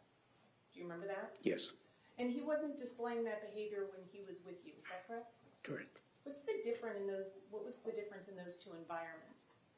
The one at school and maybe with you? Well, the one at school, there'd be a lot of kids around, and kids can be kind of cruel. And like I said before, I think he did stick out like a sore thumb. Brought a lot of attention to himself, got teased and a great deal. So when he was having sessions with you, it was a one-on-one environment? Correct. In an environment where there wasn't a lot of over stimulation? Correct. And he had something to keep himself occupied. And any frustration you were attempting to reduce or give him coping skills to be able to do? Correct. Mr. Marcus mentioned pro-social skills. What are those things? Well, what you would do is obviously model with your relationship with the patient, first of all, the interaction that goes on. And you'd also do some role playing, different vignettes of how to interact with other children as well. But we never got that far. Never got that. So I think you had mentioned on my initial direct examination that Nicholas had some impairments in social skills. Yes. And that manifested how? The fact that he was so isolative and withdrawn at school and in other social situations. And is that consistent with oppositional defiance disorder? No.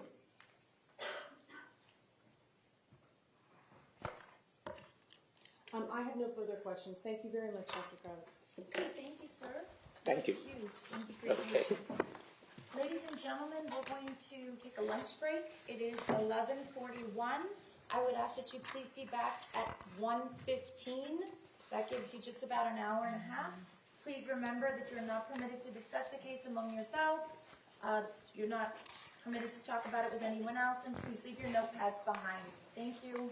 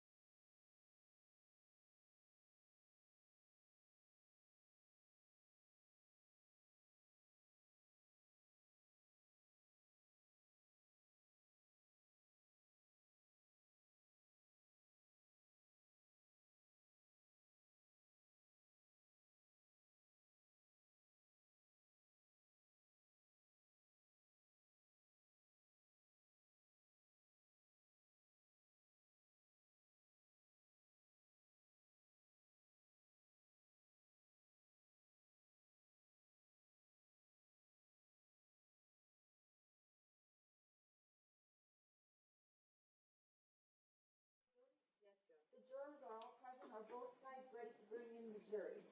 State? Yes, Your Honor. Defense? Yes, ma'am. Okay. We're gonna line them up.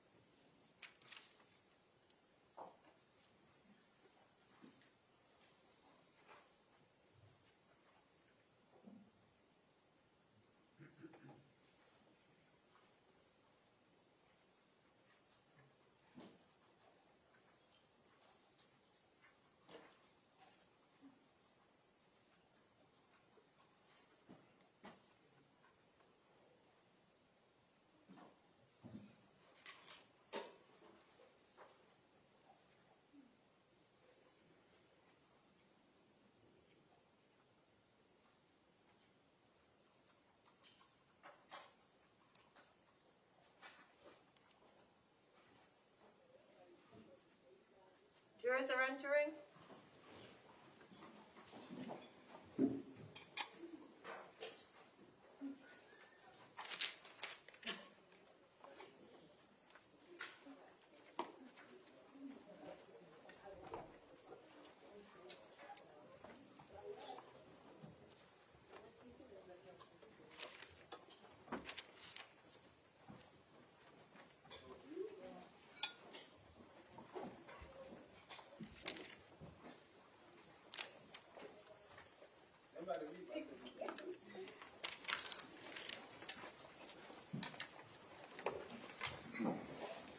Okay, the jurors are present. Everyone else may be seated. Defense, when you're ready, you may call your next witness. Thank you, ma'am. Stephen Schuster, please.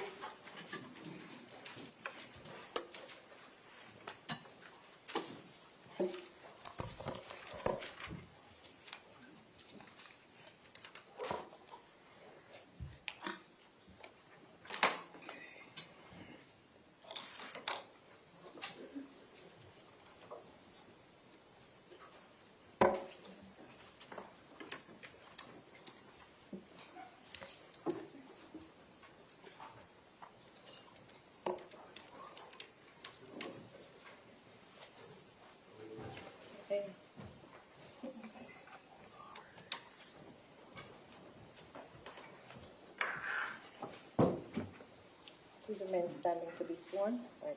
Good afternoon, sir. Please raise your right hand. Do you solemnly swear or affirm the testimony you're about to give is the truth, the whole truth, and nothing but the truth? I do. Thank you, sir. You can go ahead and be seated. And when you're seated, if you would just please speak into the microphone, state your full name, and spell your last name. My name is Stephen Schussler. It's spelled S-C-H-U-S-L-E-R. Thank you, sir. You may inquire. Thank you, ma'am. Good afternoon, Mr. Schuster. Hello. You hear me okay? Yes. Okay. Would you just tell the jury a little bit about yourself, where you live, and what your profession is, please? I currently live in Hobe Sound, and I am a mechanical inspector. And before moving to Hobe Sound, where did you live? I lived in Parkland, directly across the street from Nikki, Cruz. All right. And when you were living in Parkland, who'd you work for at that point? I worked in a machine shop called Baker Hill Industries. And you said that you lived across the street from the Cruz family, is that right? Yes. And who were the members of that family at that time when you lived there? I met the mother. So would you mind just, the microphone is You're gonna be stationary, speaking but if into you the- could just scoot Sure. up a tad so we can hear you a little bit better? Okay. Thank you. I lived, I knew the mother and her two sons. Okay. And so is that Linda Cruz is the mother? Linda Cruz was the only one who lived there at the time. Linda Cruz and her two sons, Yes, sir. Nikki and Zach. Okay, so you knew Nicholas as Nikki, is that right? Yes. All right. And just so to make sure that I'm right about this, is that Northwest 80th Terrace? Is that the street Yes. on that? Yes. And tell us just who you were living with at that point, who you were renting from. I was renting a guest house that was behind the house, the main house. I lived alone in the guest house. All right. And when you were, whose house, whose property were you renting from? The owner's name was Mila Risen. She owned the main residence. And at that time in your life when you lived in Parkland and you were working at Baker Hill, what did you drive to and from work? Mainly I took my motorcycle, but I also had a car for bad weather. During that period of time, were you having some trouble with your motorcycle? Absolutely, yes. It's a 1983 Honda. I still have it, and it's just constant need of repairs. And do you do most of those repairs yourself? Yes. No one will work on these old bikes anymore. You can't get parts. You have to do it yourself. So I'm going to be asking you about some of your memories of the time that you lived across the street from the Cruz family. And what year did you move into Miss Risen's place? 2009. Okay. And then do you remember when you moved out? 2015. 2015. Okay. When you think about your time living in Parkland, Miss Risen's place, how do you sort of break it up in your mind in terms of time frame? Excuse me. Well, in conjunction with this trial, I break up my time in 3 periods because I don't know exact dates. I don't know exact times. So I break things up in the beginning of my stay in Parkland. I lived in there 6 years. So I broke it up into 3 segments to kind of describe. So my first period was when I met Nikki. Then my second period was a period of observation, friendliness. Towards my third period, this was at a time when it was cautious with Nikki. I was apprehensive of him. And so those are the 3 periods that I break up my stay to give you an idea of what I was observing through those 6 years. So 3 periods, the beginning, the middle, and the end. And obviously we'll start with the beginning. You moved in Yes. 2009. And how was it that you came to be introduced to the Cruz family? Okay. I just moved in. I'm renting the guest house from Mila. We shared the driveway. She has a circular driveway in front of her house. And I kind of dominated one end of that with my motorcycle and my car. I am in the driveway, just moved in. And Mila was getting her mail. We shared a common mailbox. And she was getting her mail, and I had just gotten home. And I'm parking my motorcycle. And the boys, 2 boys, were across the street playing. I don't know who they are. Mila was talking to me, and she called them over.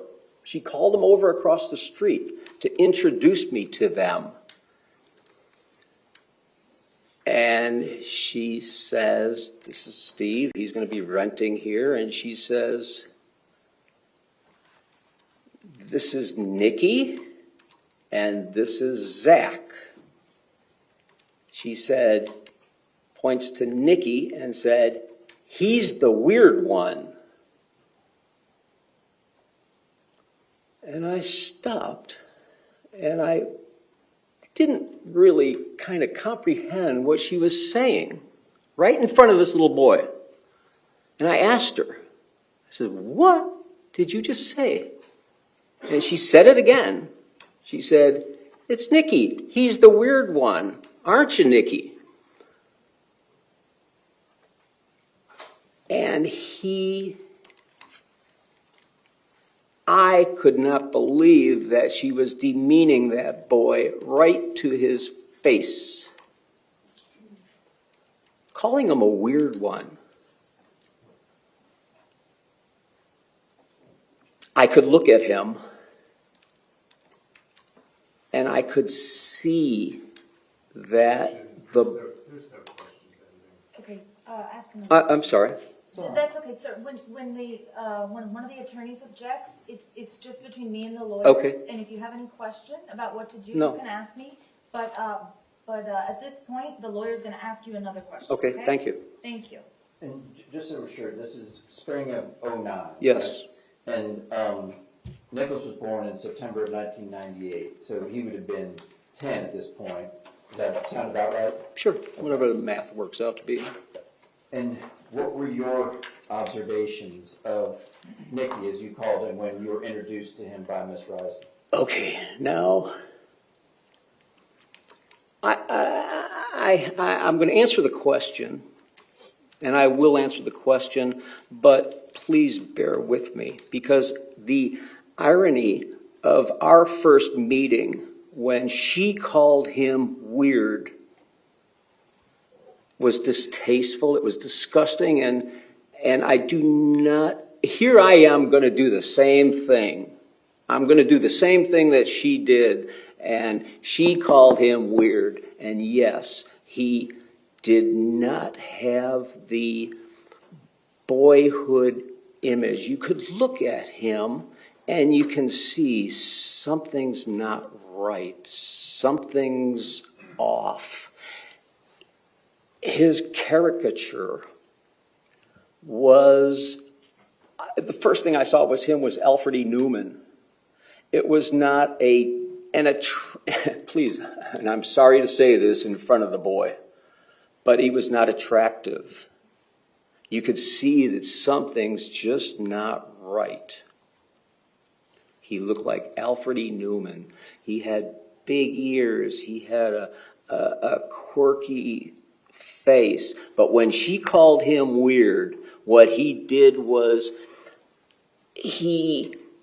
all I could describe it as, it looked like a snail that you put salt on.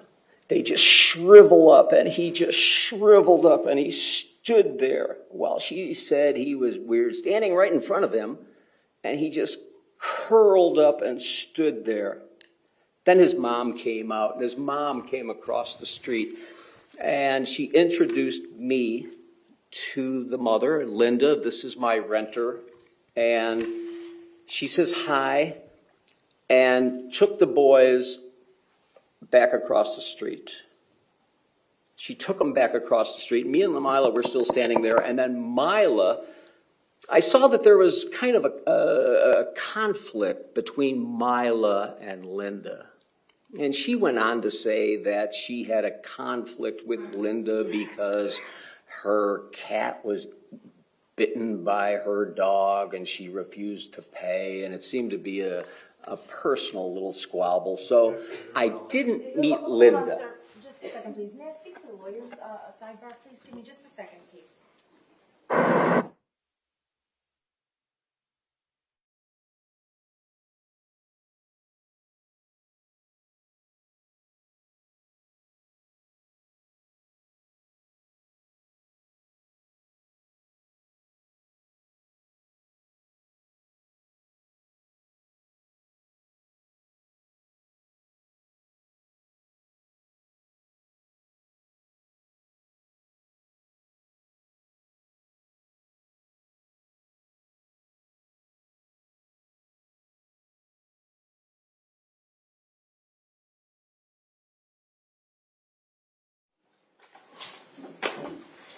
Sorry about that, Mr. Schuster. Sorry if I caused it. No, not at all. People don't testify every day. Just, I know that there's a lot of things that you want to share, and I'm gonna get to them. All right. I just ask you to try as best you can when I'm asking a question to narrow it just to that specific area. Sorry. And then we'll move on, okay?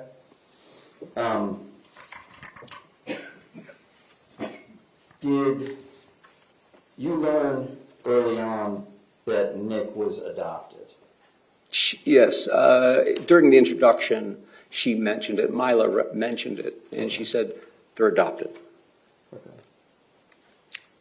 I kind of misunderstood what she was saying, and I assumed that Nikki was the natural son and that Zach was adopted, but I was wrong. They were both adopted. Okay. Now, when you were living in Miss Risen's place, did you actually get to know the Cruz family and spend time with them in their house or anything like that? No, not at all. Okay. And I think when you were talking earlier on, you said it was mostly observational that you saw them. Is that right? Yes, absolutely. And where was it that you observed them from for the most part? They played out in front of their house, and I was in the driveway working on my motorcycle directly across the street from them, and I could hear them playing and just doing their thing. Okay. And was that something that you did quite frequently, working on your motorcycle? Yes. Right. Yes. And did you ever see Nikki and Zach when you were going and coming from work? Yes, quite often. I would see them when they were walking down the street going to school. I would see them, and we kind of had the same schedule where they were walking down the street when I was going to work. Okay. And did you ever attempt to speak to the boys when you were leaving or coming on the street? I did, and they did not want to talk to me. They were they just did not want to talk. They were shy and turned their head from me and would not engage me socially. Okay. And that was both of them? Yes. Okay. Yes. Now, I'm going to move a little bit up in time, just sort of the middle of your time there, which I think, based on your time frame, is about 2011 to 2012. Is that right, Sam? Sure. Did you see them, and when I say them, of course I mean Nikki and Zach, did they do things like skateboard or bike? They did.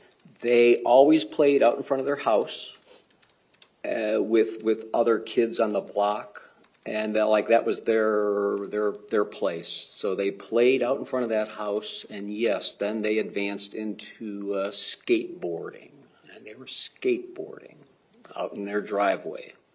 And did you see Nikki skateboarding, or was it just Zach? Never. The only thing I've ever seen Nikki do in conjunction with the other boys, he was standoff. He was never engaged with them. He was always offset. And if you would, tell us now about an incident when you heard some commotion coming from the Cruz's house. Now we're in that mid portion of my stay in Parkland, and I'm again working on my motorcycle, and I hear a commotion, a loud commotion, and I see the door of Linda Cruz's house fly open. And Nikki came running out. What I didn't see was the door had previously opened and closed, and his mother, Linda, came out of the house and got into her minivan. She's in her minivan. Then I hear, then the door flew open again, and Nikki came running out of the house. Now, when I heard this commotion, and we're in this mid-period now, with the history of what's going on. And I heard the commotion, and I walked to the driveway thinking that I may have to intervene in something. Nikki came running out of the house, and he goes to the side where his mom was in their minivan, and he says, "You didn't kiss me goodbye. You didn't kiss me goodbye." And they kissed. Linda continued to back out of her driveway in her minivan and stopped right in front of me, standing in my driveway. And she just gave me the sheepish look ever, that she just was sheepish looking. Like she couldn't explain it, of what just happened. And she drove away. Based on the age that Nikki was at that point, was that behavior of his troubling to you? Absolutely. That's a speculation. Sustained. Okay.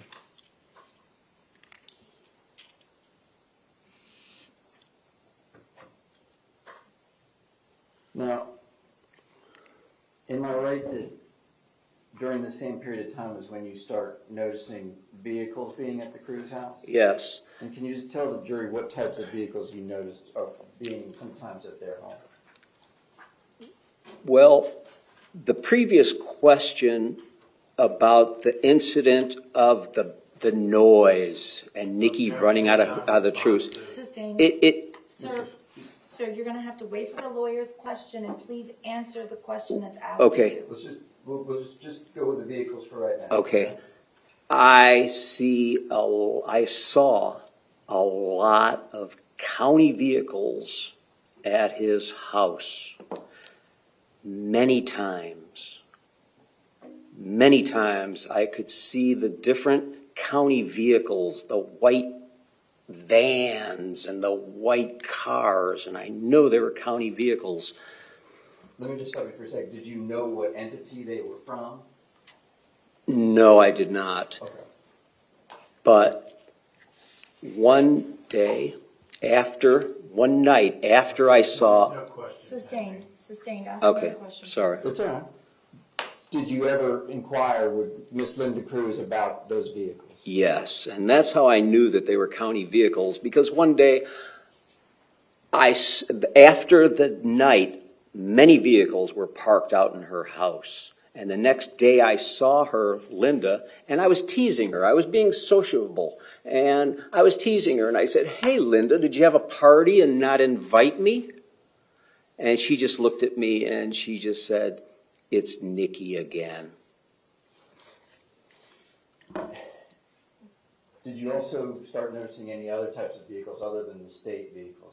And it was a common sight to see the sheriff's vehicles there as well. And that was this mid-period that I'm talking about. And when you started seeing those vehicles there, were they present there occasionally throughout the remainder of your time in Parkland? Yes. It was not an unusual sight to see them there. When it comes to sheriff's vehicles, do you have any sort of guess about how many times you saw them there? 6 years. I would guesstimate between 10 and 20. Okay.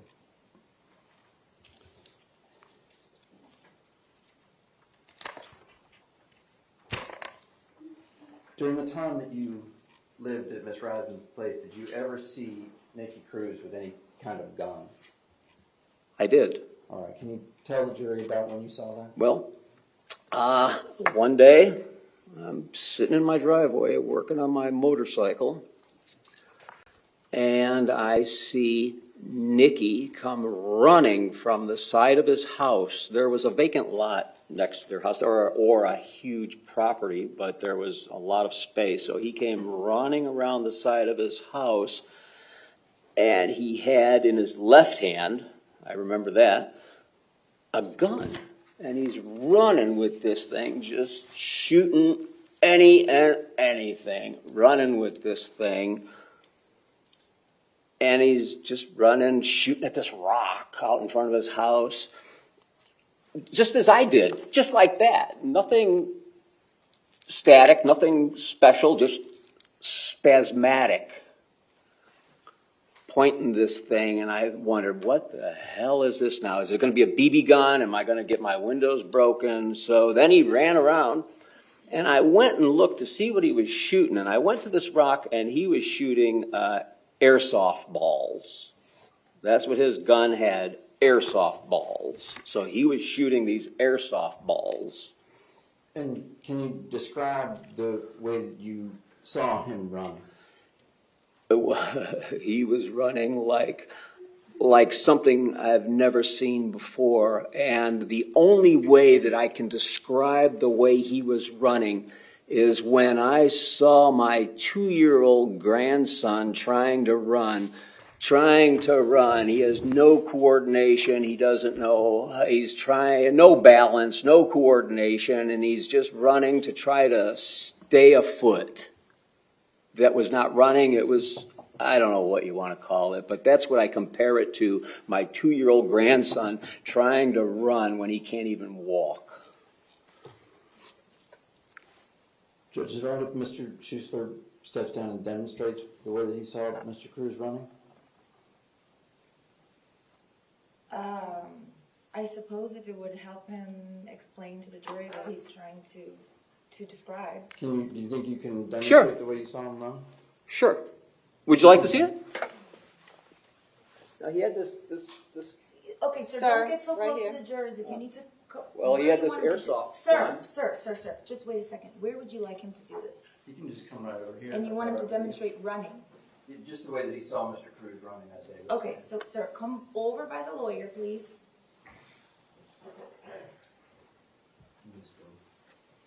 Is that okay, Your Honor, if he comes around this way? Okay, I mean, if that's. No. Oh, no? Okay. Then just right here, Mr. Schuessler, right in front of the jury. Don't talk to the jurors, please, sir. So well, I'm going to point at him. So he had this thing in his hand, and he's running like this.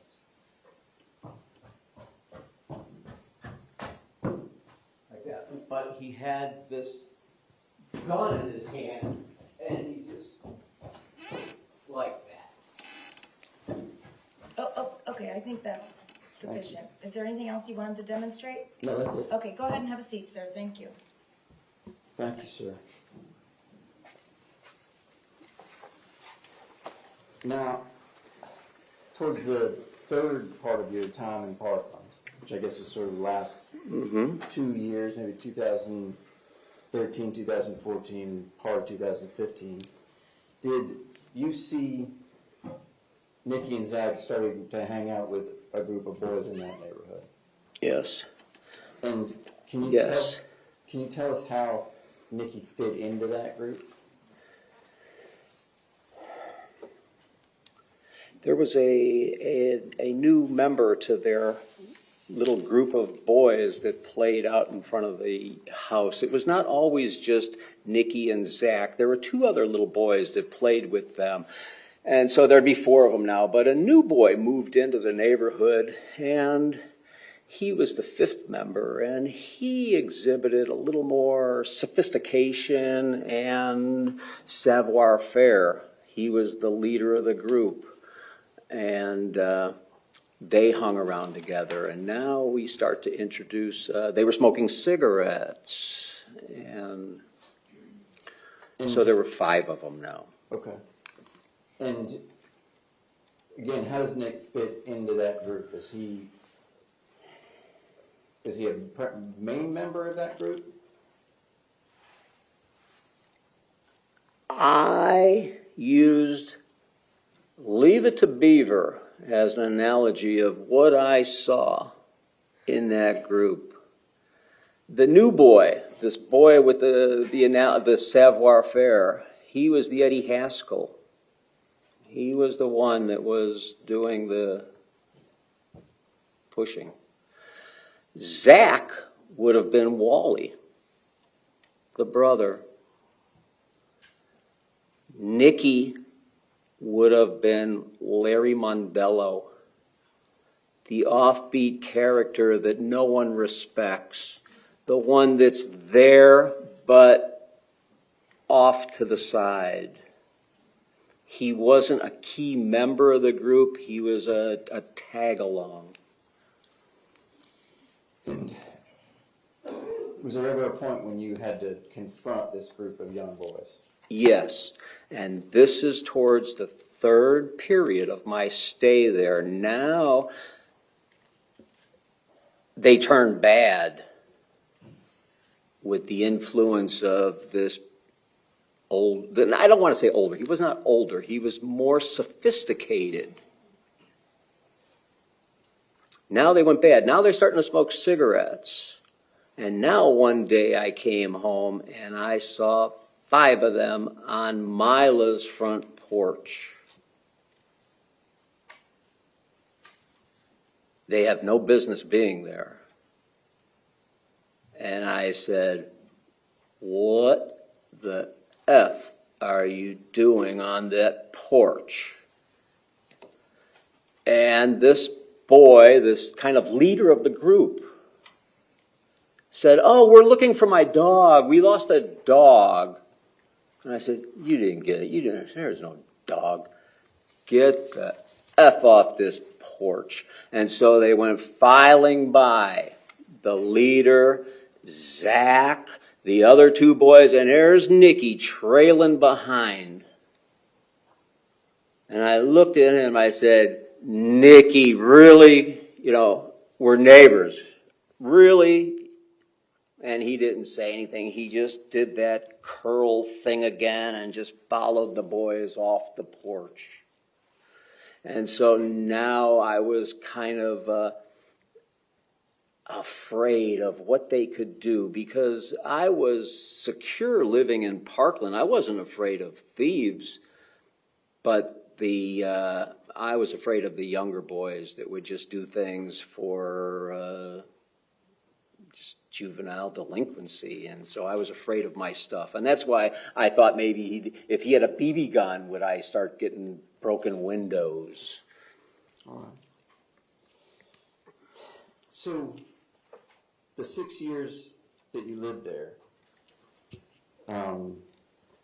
observing the Cruz family and Nick from across the street or when you're leaving, did you, during that 6 years, ever see him in your own view as acting like a normal kid?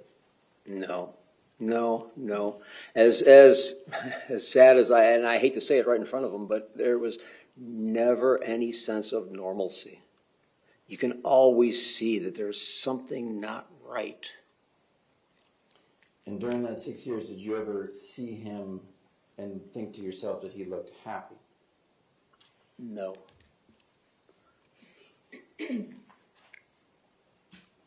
That sense that you had when you met him, that there was something wrong with him, did that ever go away during the 6 years that you lived there? No, I felt badly for him. And when I saw him run around with that airsoft gun, I thought maybe all this boy needs is some mentoring. And when you say mentoring, did you feel as though he needed some sort of help? Absolutely. And during the 6 years that you lived there, did you see him at all improve for the better from the way that you originally saw him? No. I personally did not see his behavior getting worse, but I saw the influence of this other boy affecting them. Now they're starting to smoke cigarettes. Okay.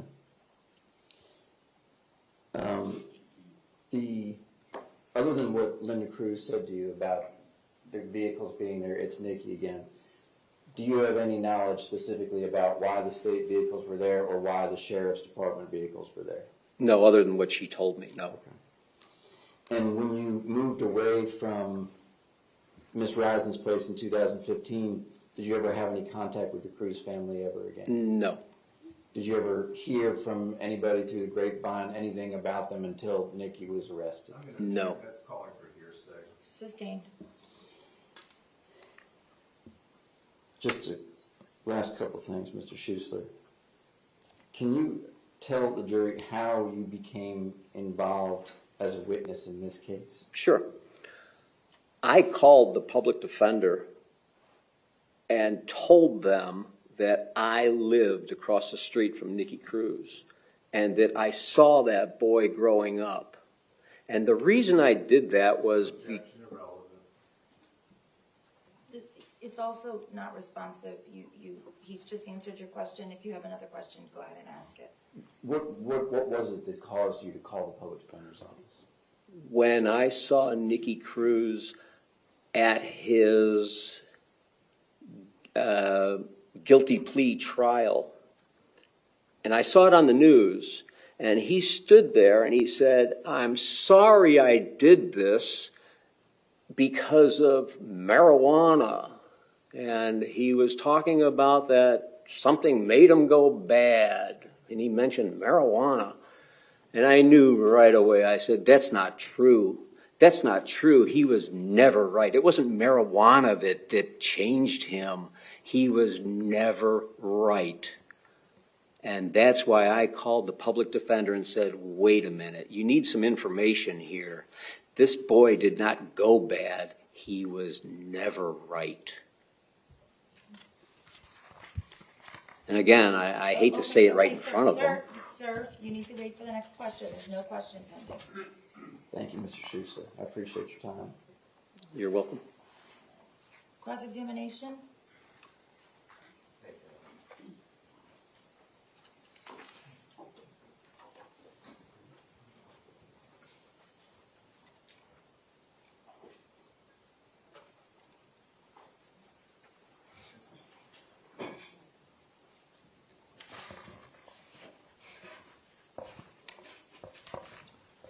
Good afternoon, Mr. Schuessler. My name is Jeff Marcus. I think we met once before.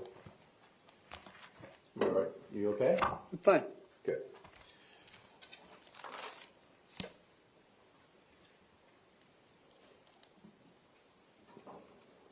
So your entire knowledge of Mr.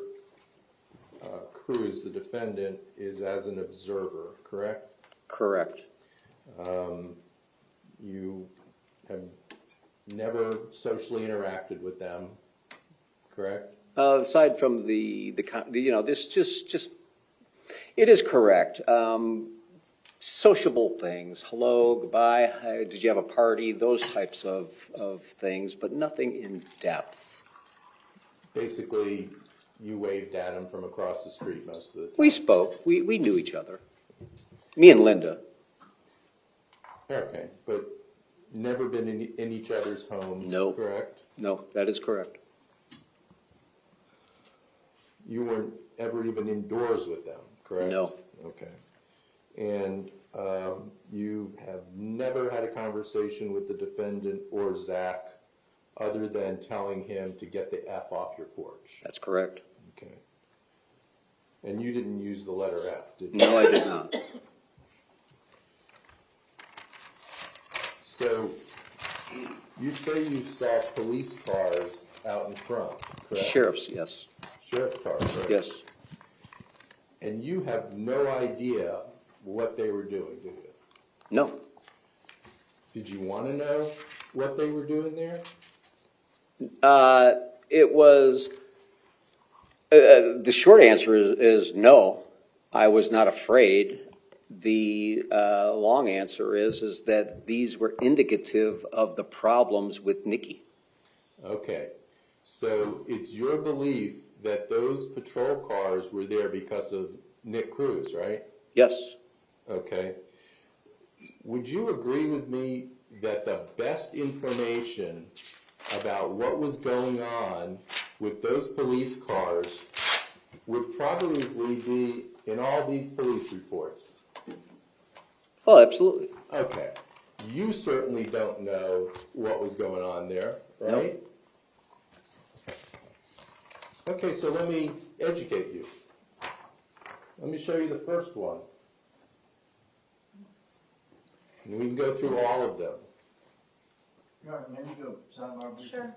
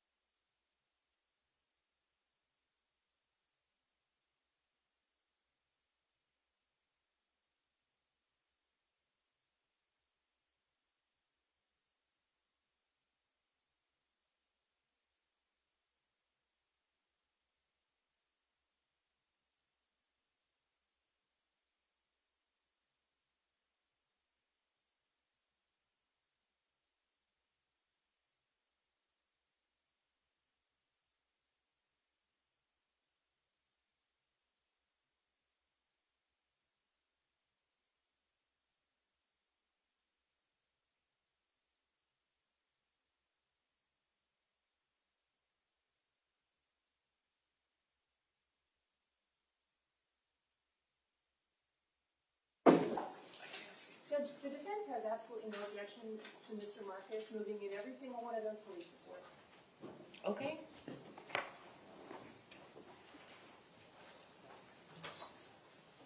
So these states composite to it. Okay. And if you would just give us a second to figure it out.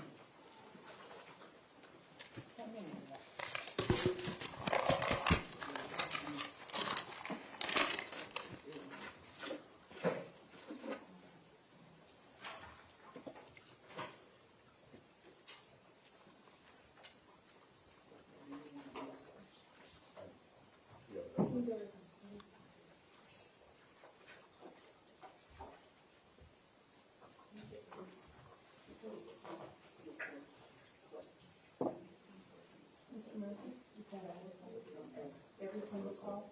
I think there's like, Cruz.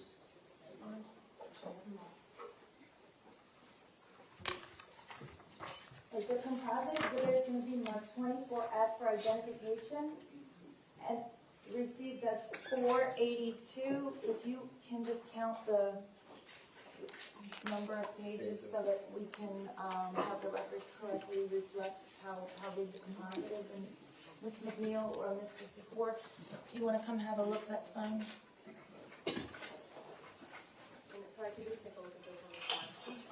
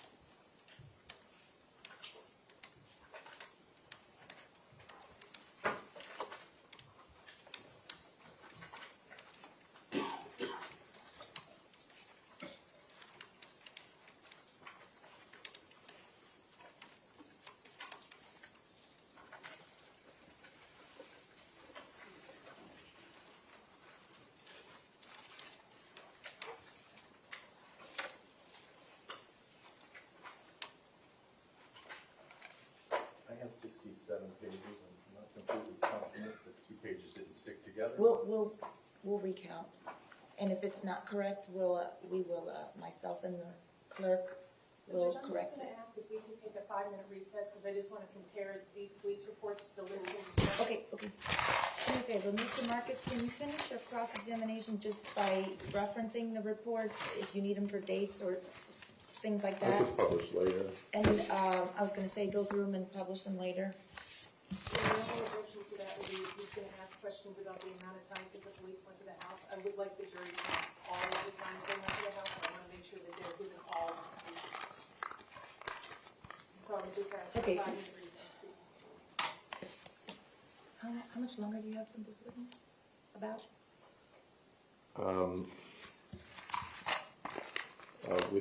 You know what, If let I'm me- using that, it's gonna take a little bit. Okay, we're gonna take a 10-minute break. Please do not discuss the case, and, you know the rules by now. Sometimes I hate repeating it ad nauseam, but really that's my job. That's why I do it. Your Honor, Yes, sir. what do I do? If you can just wait there. Sit here? Okay. Yes, please. Sure. Sir, when the jury is excused.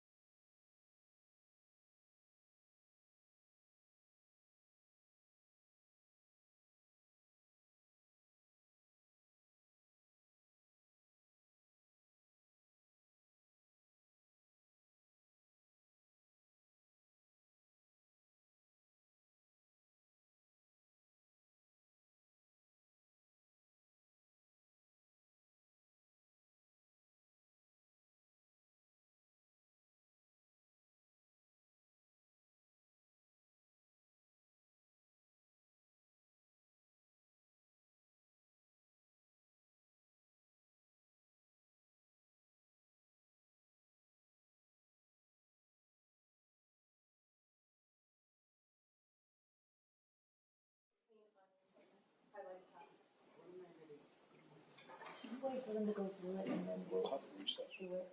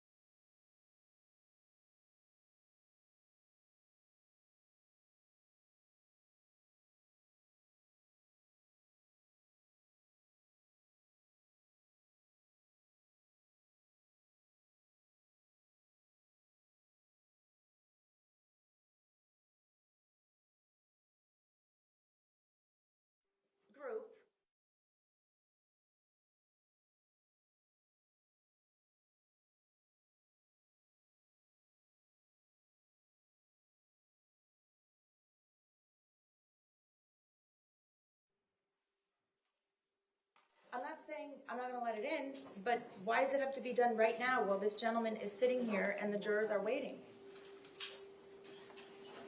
Judge, we're just asking for a few more minutes because in this pile of police reports, there are police reports that were not received. The defense was not provided, so we're making copies of them.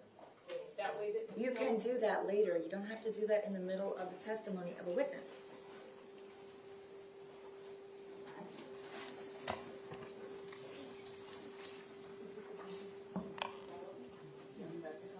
All right, you all need to stop printing the printer. I'm going to bring the jury in. You can have an opportunity to do that later on. Sir, have a seat, please.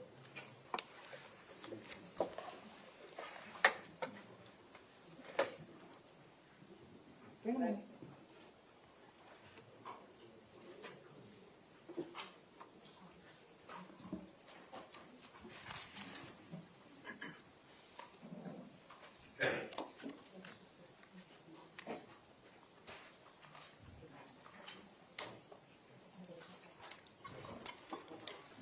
Jurors are entering.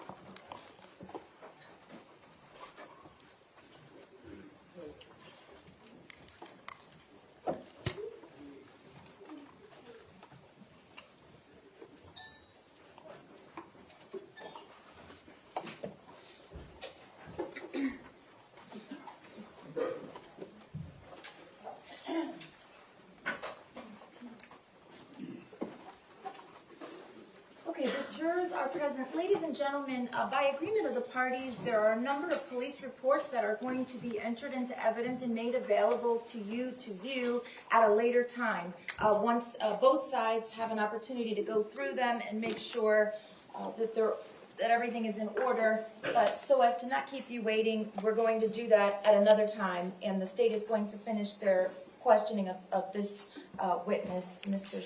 Schuessler. State whenever you're ready. Thank you, Your Honor. Mr. Schuessler, in reference to the number of times that the police were there, you said you don't know who they were for, but you assumed it was for Nick. That's correct. Okay.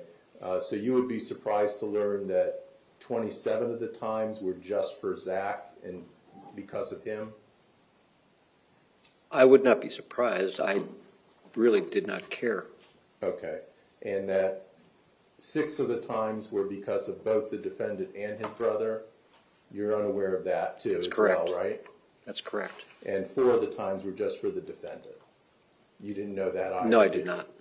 And do you know who Henderson or what Henderson Behavioral Health is or Camelot? No, I did not. Okay.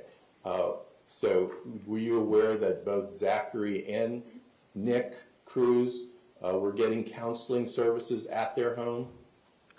No, I was not. Okay. So you're completely unaware as to all the therapists that came to the house to talk to both the defendant, his brother, and his mother? I'm only aware of the results and what I observed. Well, but you're not aware of what therapy the family was getting, are you? I could see that there was a failing result. Okay. Good point. So in your view, the defendant may have been getting a lot of therapy, but it wasn't helping? I saw no change in his behavior. It was consistently getting worse. Okay. And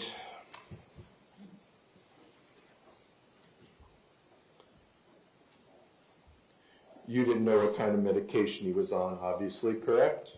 That's correct. And you didn't know what kind of school programs that they were trying to give to the defendant? That's correct. Okay. And you hadn't seen him for 3 years before this, correct? That's correct. Okay. Thank you very much, Mr. Chief. You're welcome. Is there anything else? Okay, thank you, sir. You're excused. Thank you. Defense, call your next witness.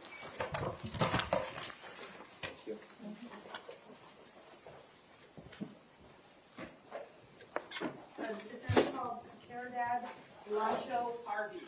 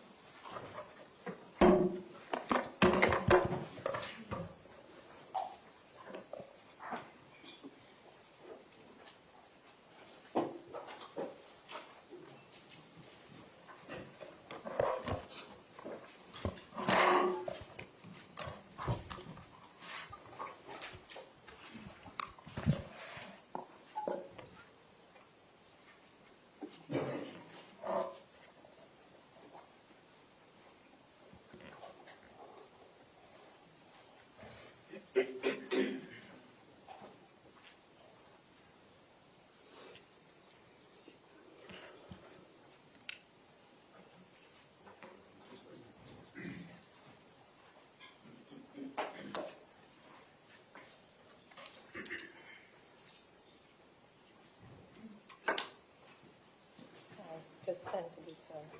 Good afternoon, ma'am. Please raise your right hand. Do you solemnly swear or affirm the testimony you're about to give is the truth, the whole truth, and nothing but the truth? I do. Okay, thank you. You can go ahead and be seated.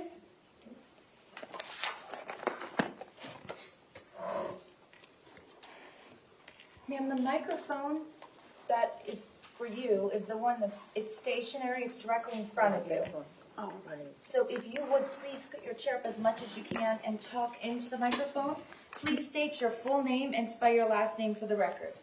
Caridad Harvey, and my last name is Harvey. Good afternoon, Ms. Harvey. Good afternoon. Did you ever go by another last name? This is my married name now. Okay. And What was- previously was Lancho. Okay, and can you spell that as well, please? Lancho. And during the time that you were employed with Henderson Behavioral Health in 2009, is that the name that you went by? Yes, ma'am. Okay. Can you please tell the ladies and gentlemen of the jury what you do for a living, ma'am? I'm sorry? What's your job? What do you do for work? I'm a mental health counselor. And where are you currently employed? Now I work for Centurion of Florida. It's a company that provides mental health services for the Florida Department of Corrections. And how long have you been with that agency? 6 years. And where did you work before that? I work at the state hospital. Okay. The forensic hospital? No, at the Northeast Florida State Hospital. And what did you do at the state hospital? My position was rehabilitation therapist. I'm sorry. Rehabilitation therapist. And how long did you work with the state hospital? I work 2 years. Okay. And before that? I work for Henderson. Okay, Henderson Behavioral Health? Henderson Behavioral Health, yes. And that is, tell us what Henderson Behavioral Health is, please. It's an agency that provides behavioral services in the community. Is it a private agency or is it public? It's a non-profit and it's private, and it receives fundings from county, I believe, and other sources. And can you tell us a little bit about your educational background, please, Ms. Harvey? Yes, ma'am. I have a master's degree in mental health counseling, and my bachelor's degree is in psychology. Do you hold any, I'm sorry, did I interrupt you? No. Okay. Do you hold any licenses through the state of Florida or the Department of Health? Yes, ma'am. I have I'm licensed. I'm a licensed mental health counselor, and also I have a certification with the National Certified Counseling Board. In order to become a licensed mental health counselor, that's also an LMHC, correct? Yes, ma'am. Do you have to have a minimum of a master's degree? Yes, ma'am. You need a master's degree, and you need postgraduate hours of 2,000 postgraduate hours under supervision. Can you tell me about the postgraduate hours that are required? Yes. You have to work those hours in a clinical setting, and you work under a supervised. You have to work under somebody who is licensed in your board. In the area? In the area, in the same board. So in the interim, while you are being supervised and you are accumulating the 2,000 hours of supervision that is required, what would your status have been in terms of a title? You need to register with the board, and the title is Register Mental Health Intern. And that is a status that would remain with you until you complete the 2,000 hours of supervision? Yes, you have to complete the 2,000 hours under supervision, and you also have to pass the board exam, which is the National Counseling Board exam. Okay, so it's the educational requirement, Yes. the hours of supervision, and then the board exams? Yes, ma'am. Okay. And you've now completed all of those 3 requirements, is that correct? Yes. So I'd like to draw your attention to October of 2009. Yes, ma'am. Through December 3rd of 2009. Okay. Where were you employed during that period? I was working at Henderson Behavioral Health as part of a program that was called Youth and Family, and I was a therapist.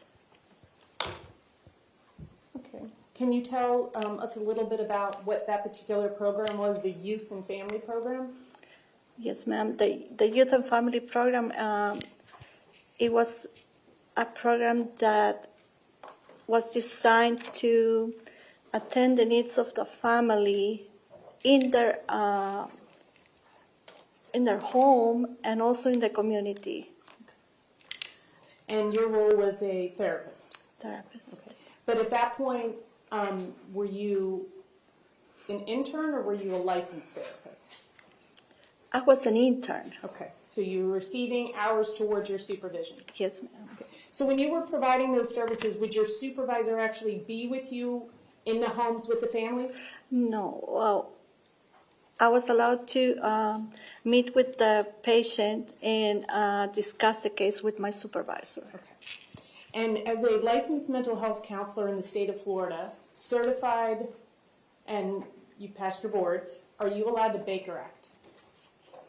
Yes. Can you please tell us what a Baker Act is? Well, a Baker Act is it's a civil commitment for a person who is at risk of harming himself or others, and it requires an inpatient evaluation for treatment. Okay. And if you know, what type of individuals are permitted to Baker Act? It's health professionals working under a license and also law enforcement. Okay. All right, so may I have a moment, please? Okay.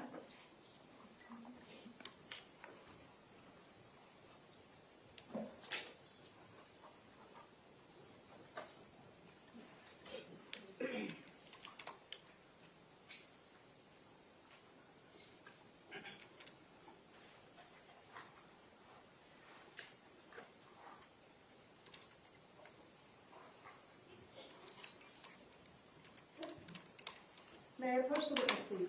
You may.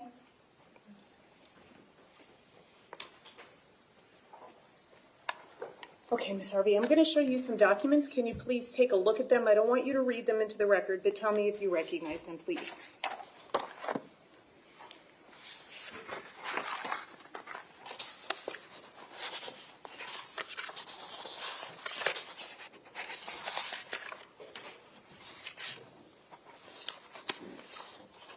Yes, these are my notes, progress notes.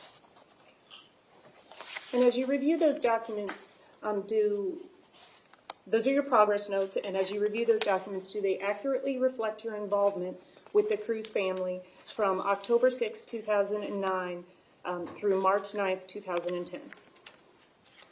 The initial date is accurate, but the ending date is not, because I left the agency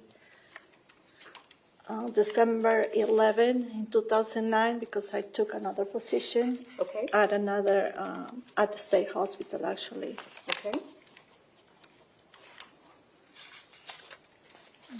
Okay. Yes, thank you.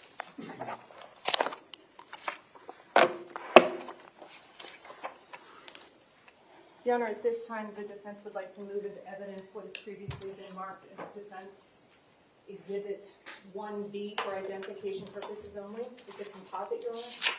And I also have a certificate of record of records from the records custodian. State, is there any objection? No, Your Honor. Defense Composite Exhibit 1V will be received as 34.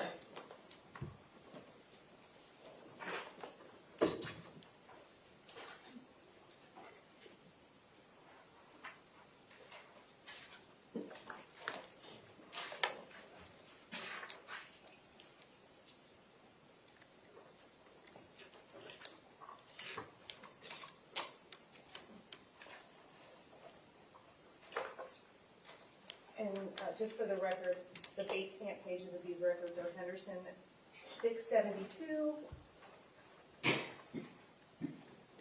through 738.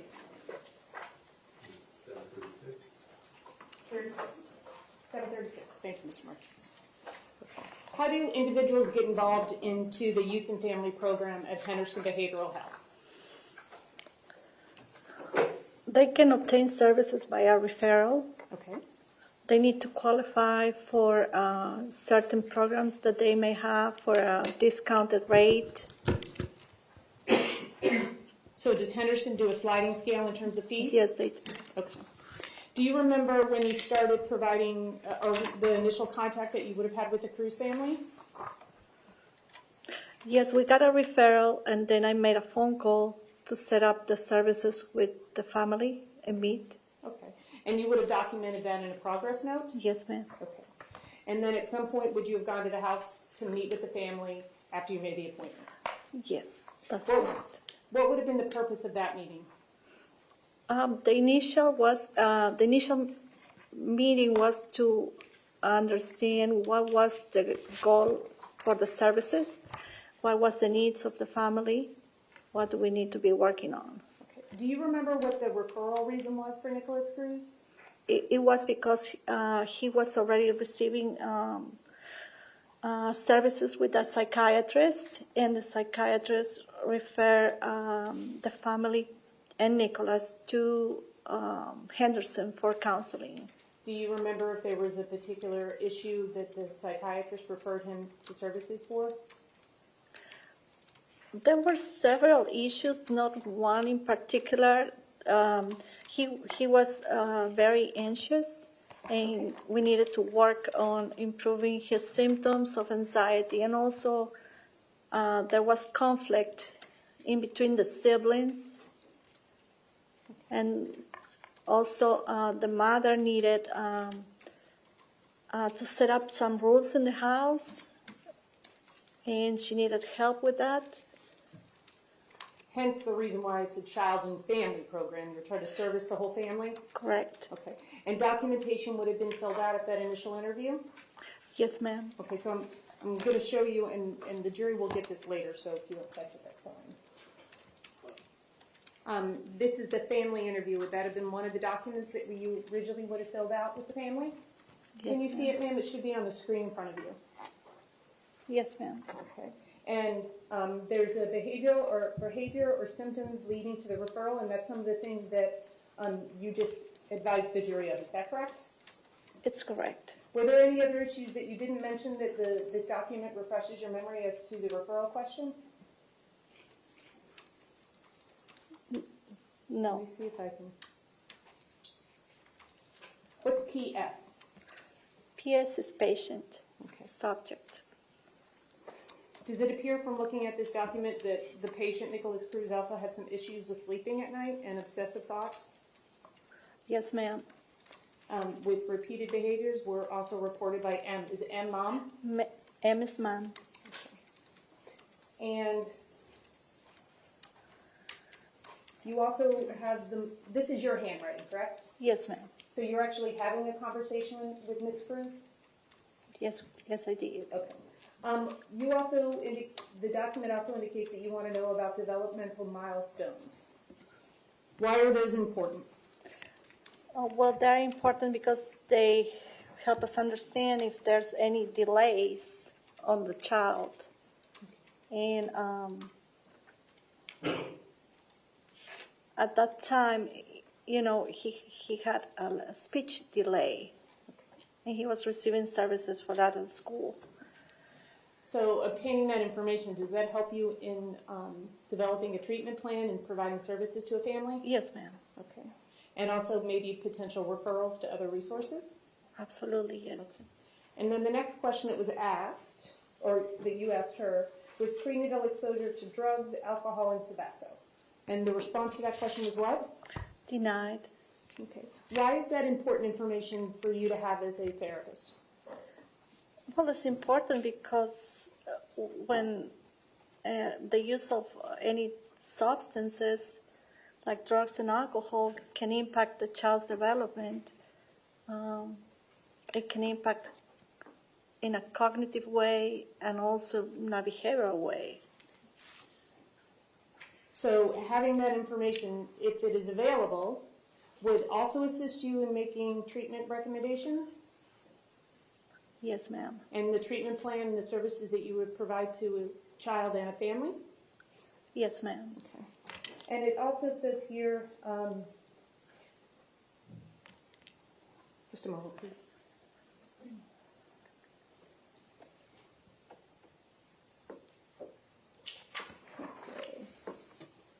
Okay. And then continuing with that intake form, there's information about education and that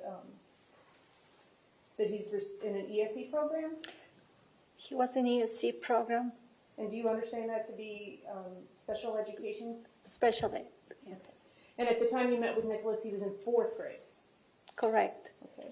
And was there any indication on this, is there any indication on this form that there was any issues with educational functioning?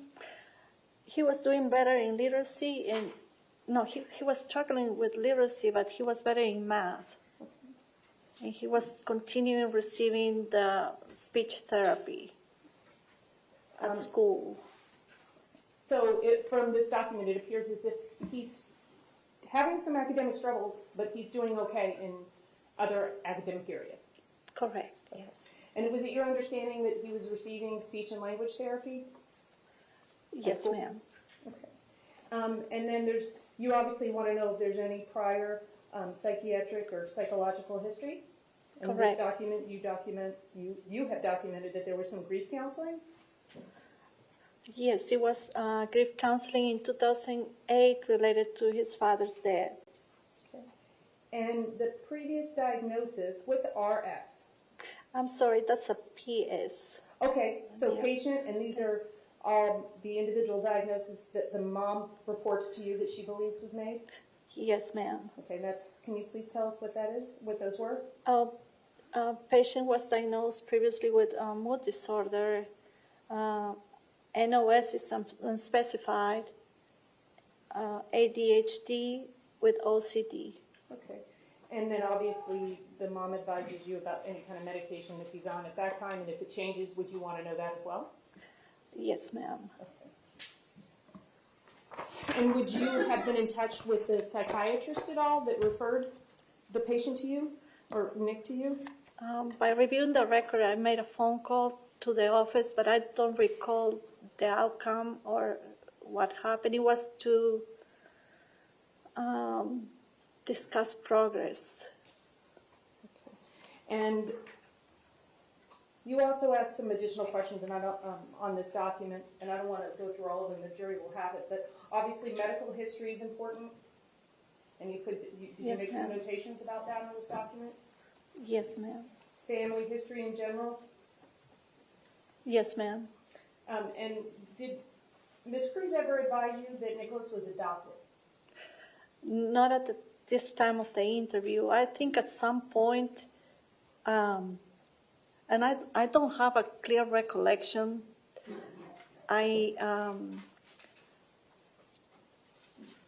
She didn't say that he was adopted or his brother were adopted. She did or did not? She did not. Okay. Knowing that a child is adopted, why is that important as a mental health provider determining services?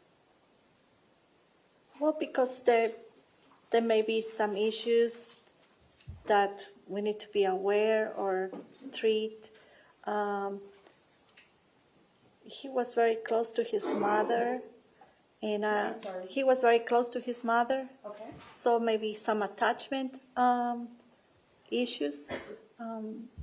But at that time, we didn't discuss this. Okay, that's fine.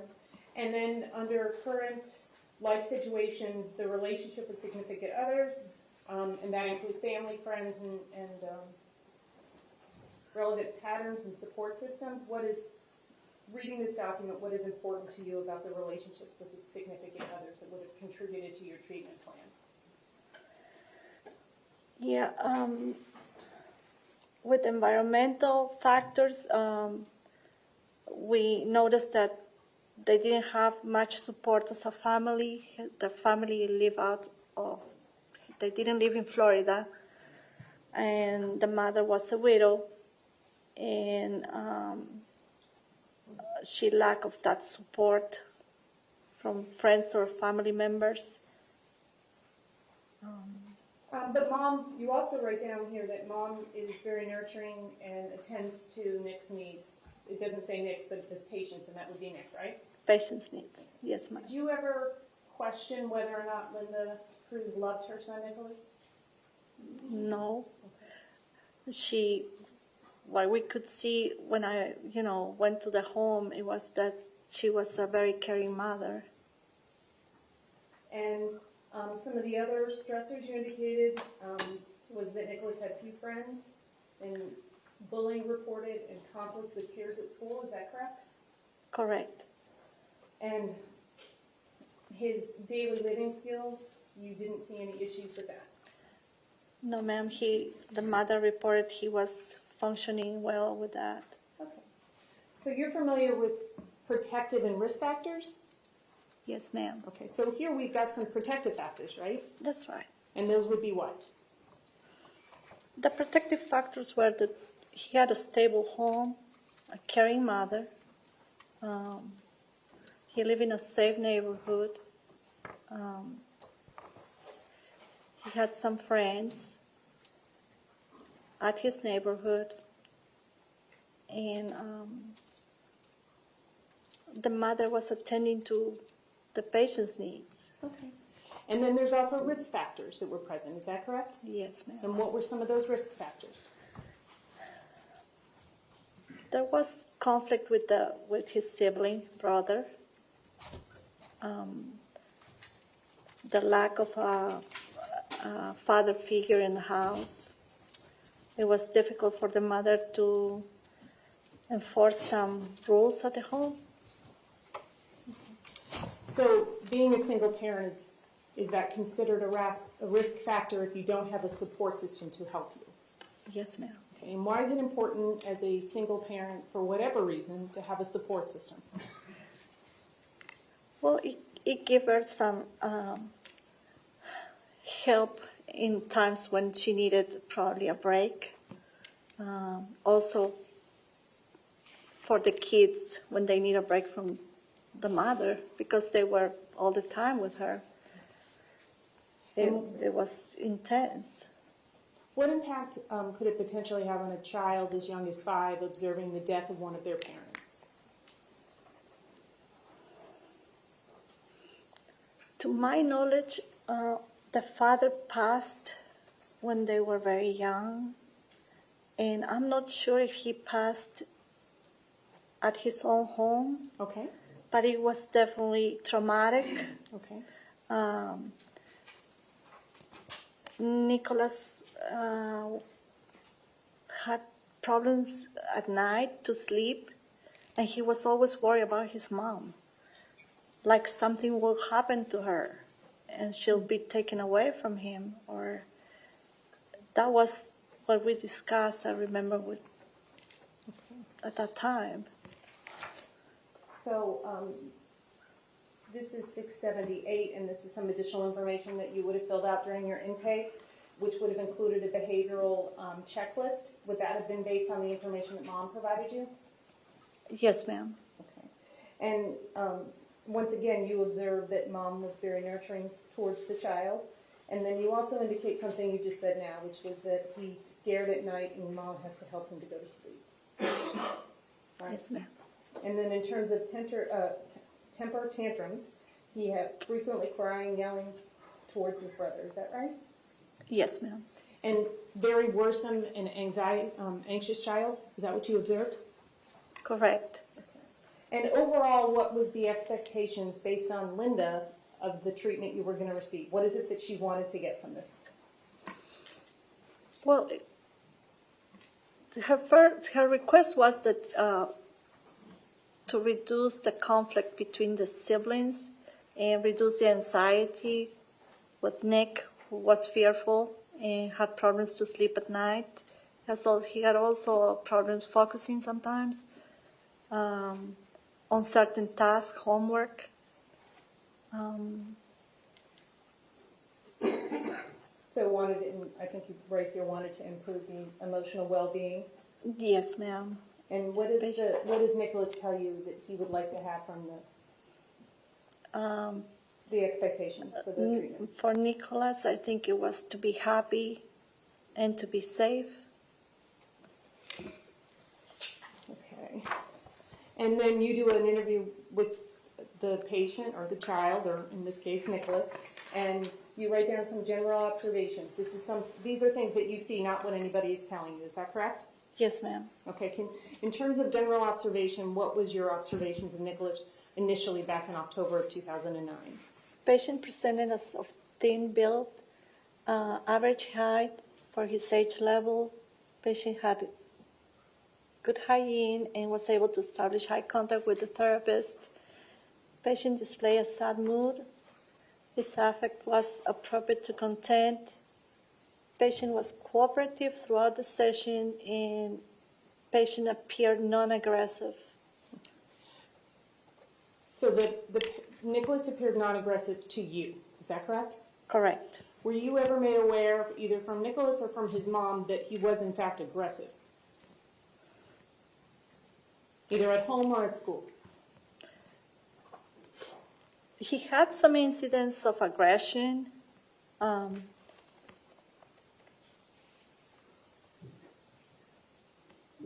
Nothing that was uncontrollable. Was one incident when we were doing a session, but he was redirected and he was able to resume the session. So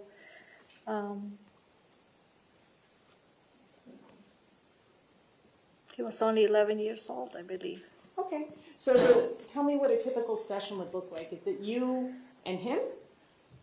Yes, we did. The program allow us to do 1 hour, one therapy hour with the patient, and 1 therapy hour with his sibling, who was a patient also. And at the end of the session, at the 3rd hour, we met as a family, doing a family therapy. And that was to, indicate what was going to be the task for the week or the homework and the things that they need to be working out for that week. Okay. So it sounded like your visits were very structured. Yes, ma'am. And when you met with Nicholas, it was individualized attention. Correct. And so you didn't see some of that aggression that was reported at home when you were not there or at school. Is that correct? Correct. Right.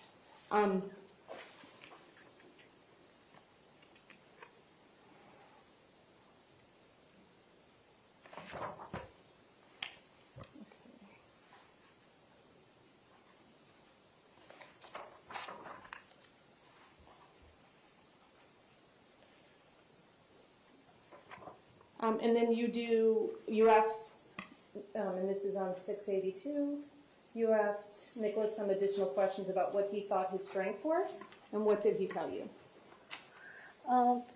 He said that for his strengths, he understands animals, and he also said, I can swim good. And then there's a question I guess you ask all of your patients, like if they had 3 wishes, what would those wishes be? Yes, ma'am. And what were his 3 wishes?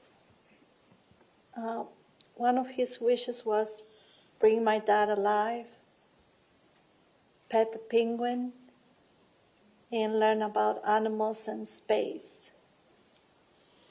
And he tells you his expectations for therapy, which things would get better? Yes. Okay. And you do a mental health status from that initial intake, and that's something you would do every time you met with him, is that correct? Correct. And what would a mental health status mean? You're just checking for what? It's an assessment of the mental state of the patient at the moment of the session. It talks about, his physical appearance, his behavior, his mood, thinking and perception, and if he was oriented to what we were doing. Okay, so I have page 683 in front, and this would have been from that initial meeting that you had with him. Is that correct? Yes, ma'am. And then, so overall, what you got from that, those first impressions, low self-esteem, low frustration tolerance, and that he displayed an anxious mood and was hypervigilant during sessions. Yes, ma'am. Can you tell me what hypervigilant during the session looks like? What would he have been doing, if you remember? Well, it's a clinical term we use when a person is overly concerned with his surroundings, and he had a problem focusing because he's watching what's going on around him.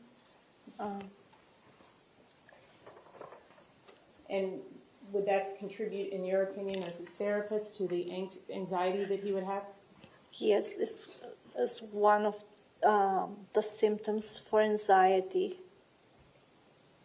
So, and then you do some clinical impressions and an evaluation/behavior justifying the diagnosis. What was the diagnosis that you gave Nicholas based on the presentation that he had for you? Yes, according to the DSM-4, it was 300, which is anxiety disorder, NOS, not specified. Okay. And you also made some clinical observations, which included the information that you were provided by the mom about what school he was at, what grade, and what services he was receiving? Yes, ma'am. Okay. And at this point, was this one of your first cases, one of your first families in your therapeutic career? He was one of the first ones, yes. Okay. So from that meeting, do you develop a treatment plan? Correct. Okay. Would Nick have participated in development of the treatment plan? He did. Okay. Would you also have filled out a document that is referred to as a Children's Global Assessment Scale? What is the purpose, and I'm going to put that on the screen, it's page 686. What is the purpose of having this document filled out? Well, that indicates the severity of the mental illness. The global assessment of functioning it was part of the DSM-4, which has been revised now as a DSM-5, but at that time we used to use it as part of the diagnosis tool. Just one moment, please, Ms. Harvey, because I can't, it's blurry. I need help from Mr. Ian, please.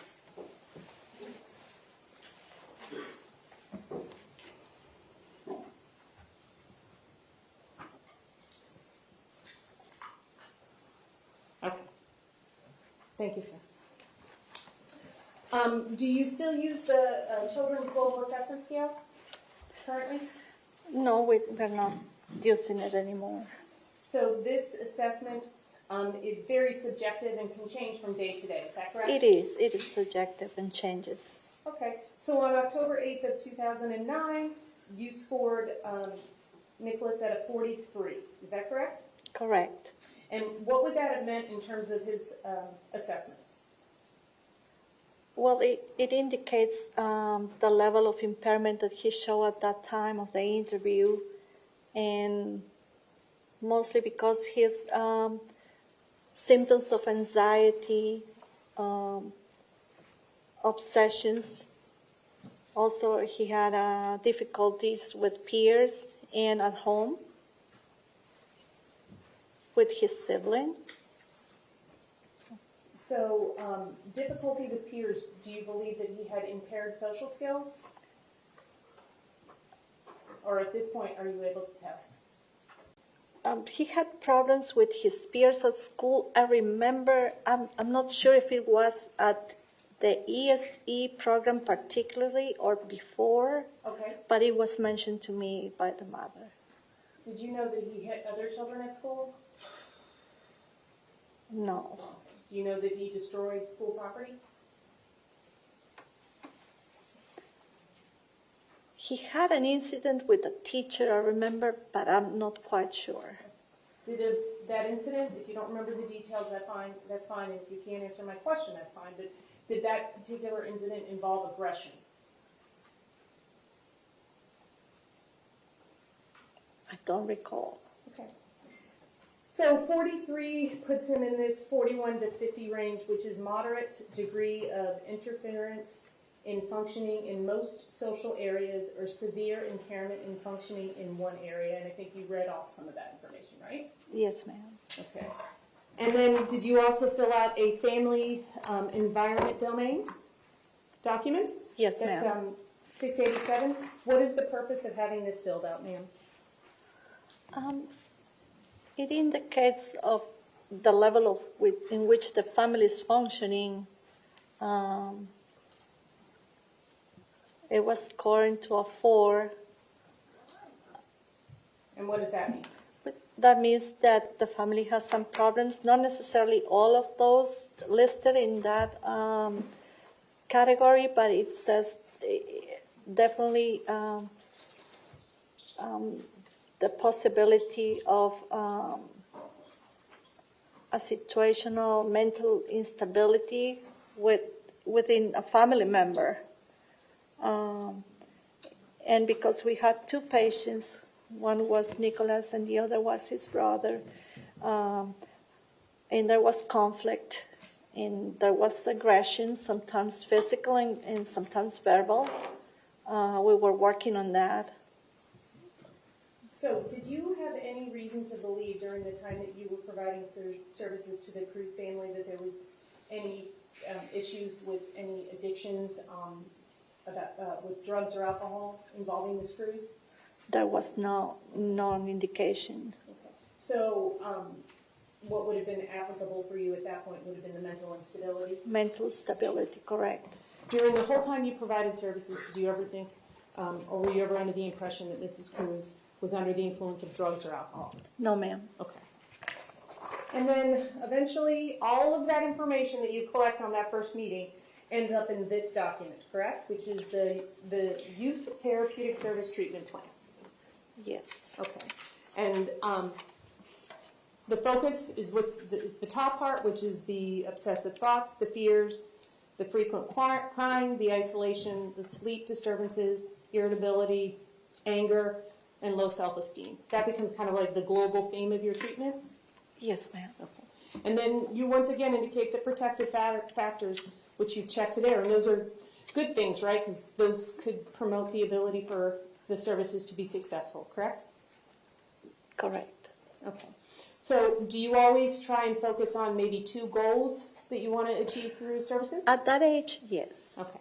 And would Nicholas have told you what his goals were and then you developed the plan in response to that? Correct. Can you tell us what Nicholas's goals were? I would like to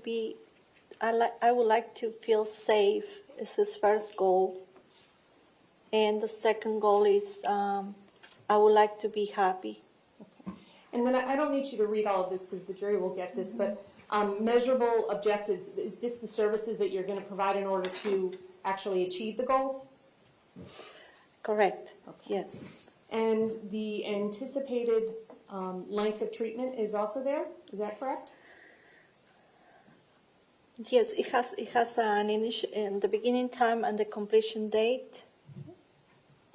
And the goal is to identify target issues? Yeah, that was, yes, the short-term goal was to identify 1 to 5 situations in which he feels unsafe and will provide 2 coping skills to manage his fears.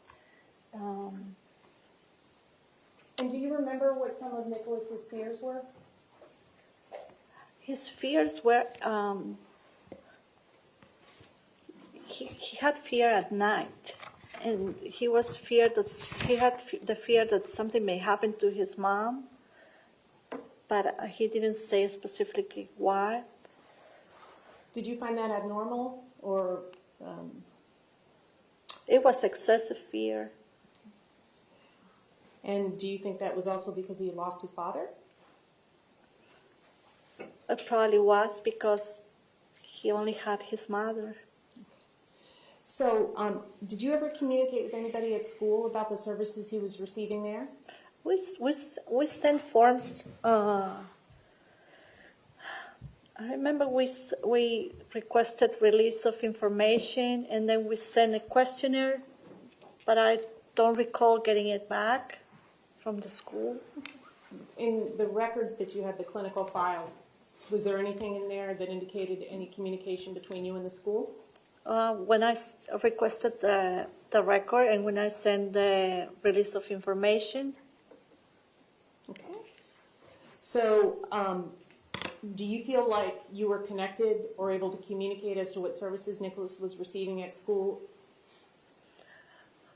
Well, the mother, she kept me informed about how was his progress in his grades, and he had improvement in school, but I didn't see any document from school specifically. I don't recall that part. So you're kind of relying on mom to fill you in as to what's going on at school.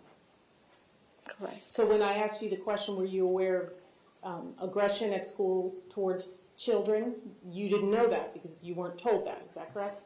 No, my impression was that was previous to his placement on ESC. Okay. But I'm not totally sure about that. That's okay.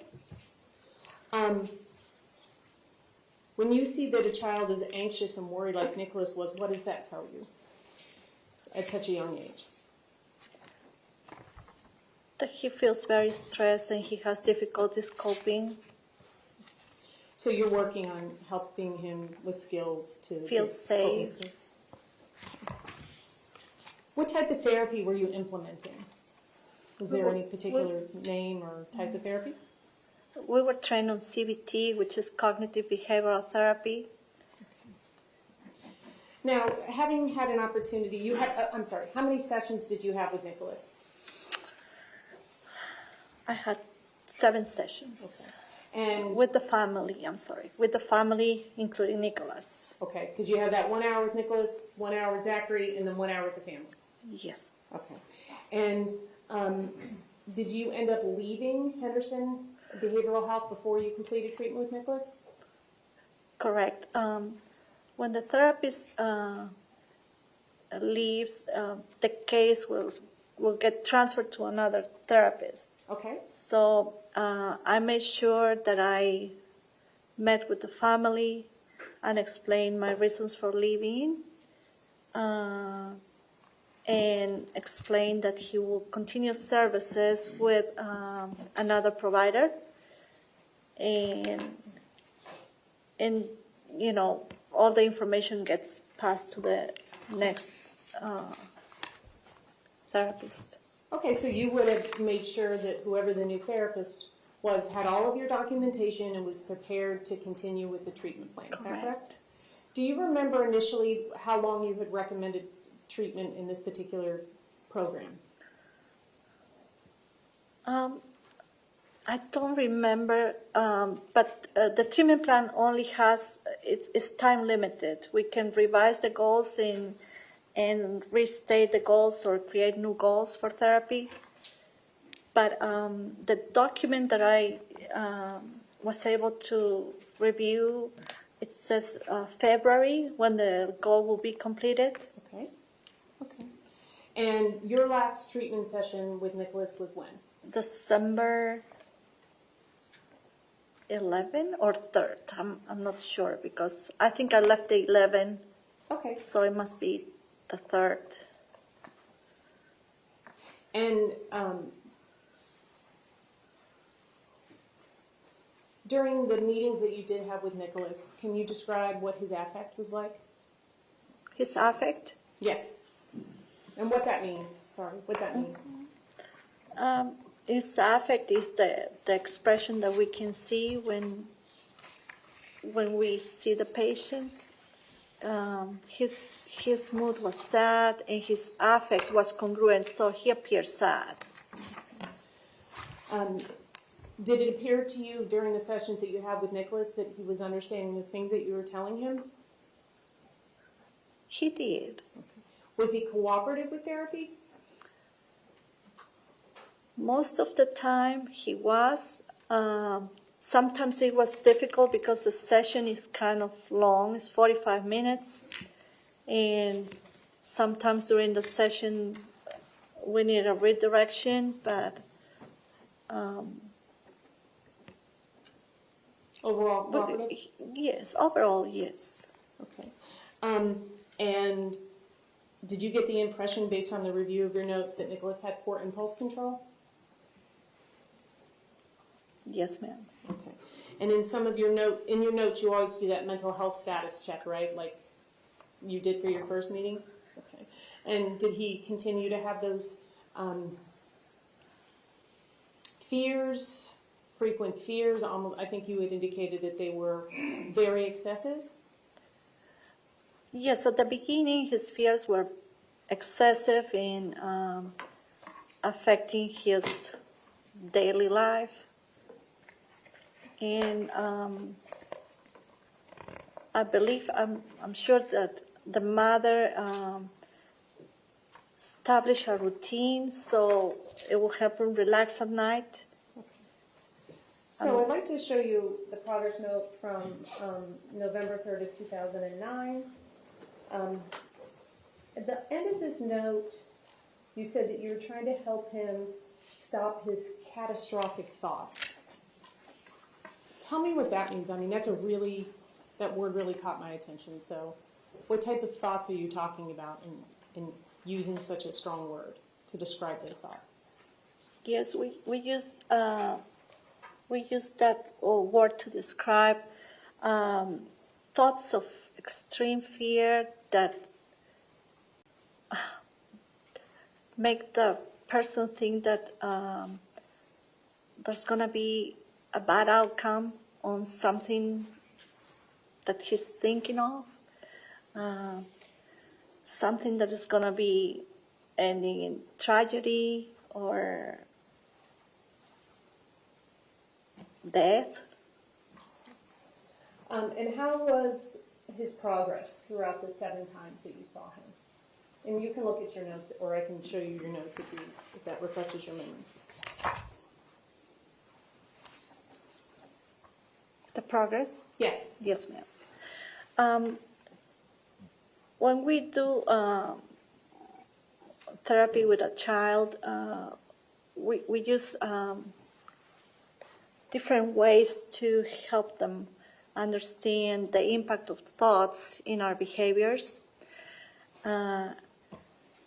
What we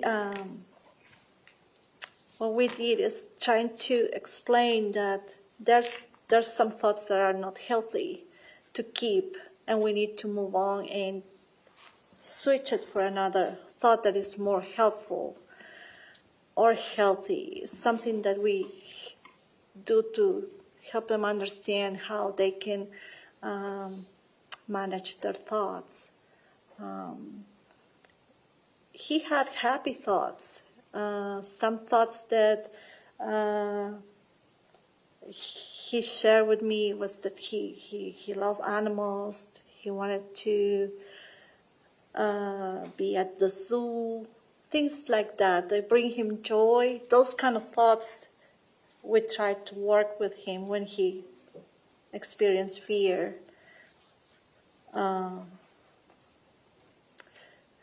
Did you have some success with that? I believe yes, because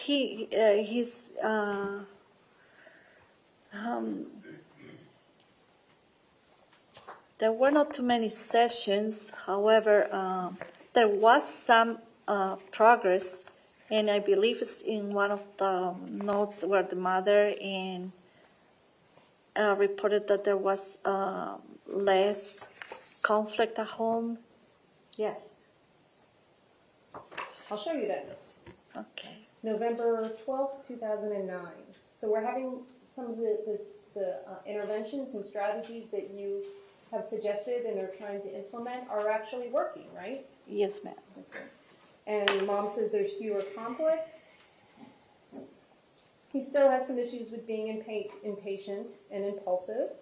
And it says here that he needs increased activity and physical exercise with his daily routines. But overall, he's making some progress. Yes, ma'am. Okay. And how do we maintain good progress with children? Well, with positive reinforcement, and there was a system at home. There was a system that the mother implemented for positive reinforcement. And is that something that you taught her how to do, a strategy that you helped her implement? She already knew about it. Okay. Yes. She showed me the system she had about some kind of tokens, and they could exchange it for things they wanted. A token? Did you say token? Tokens, yeah. And when you left and you had completed your 7 sessions, was it your opinion that services needed to continue? Oh, yes, ma'am. Okay. Are you aware that services did not continue and that Ms. Cruz actually stopped services? No. So when we have a child that's making progress, in your experience as a therapist, and because of your in-home therapy with not only the child and the family, and you stop those services, is it surprising to you that it actually stops the progress, the positive behavior that the child is having? Yes, ma'am.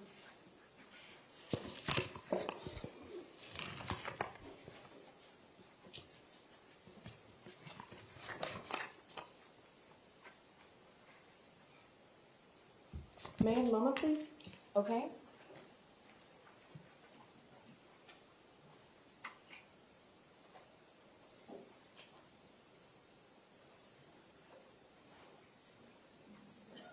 Your Honor, before she moves in, we have just a quick sidebar. Sure.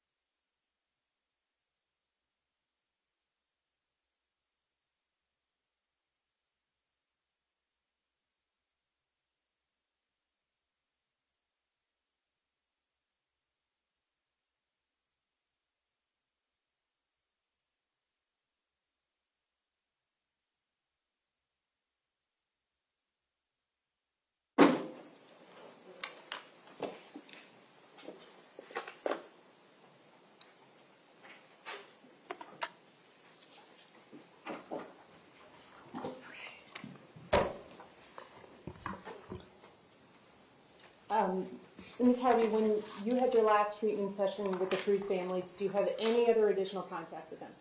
No, ma'am. Okay. Were you aware that there were other, you call them episodes during periods of service through Henderson Behavioral Health, right? Correct. Okay.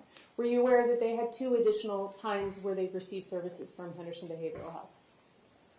After I left? Yes. No, because I didn't have any more contact with the family or with the agency.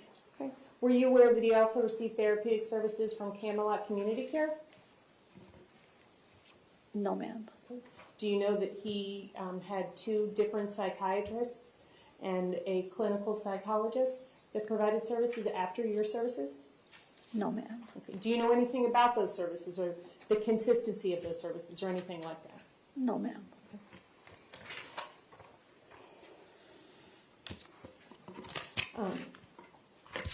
I don't have any further questions. Mr. Marcus, would you like me to leave the documents up here? Please.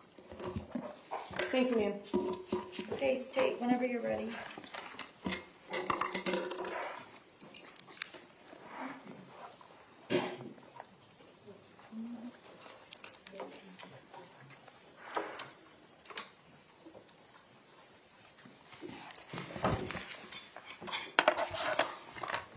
Good afternoon, Ms. Harvey. How are you? Good, thank you.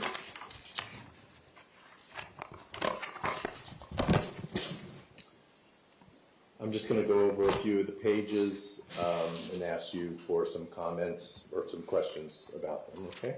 Yes, sir.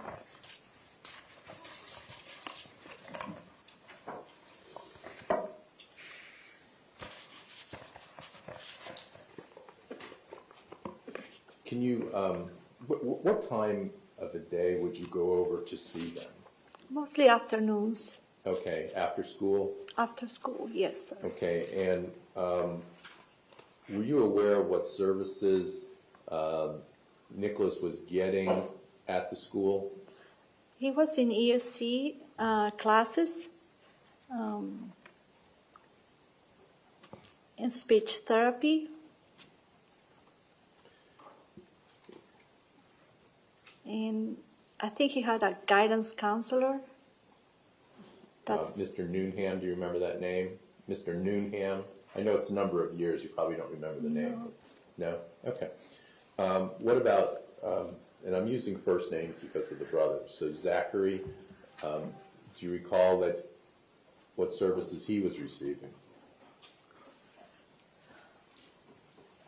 He was also a patient, and he was receiving behavioral services at that time.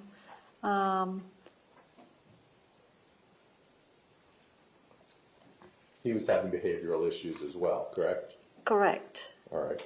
And so you go to the house. Is it you go by yourself? Yes, sir. Okay. And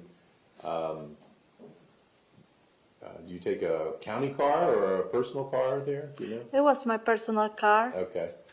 And when you get there, where do you go into the house?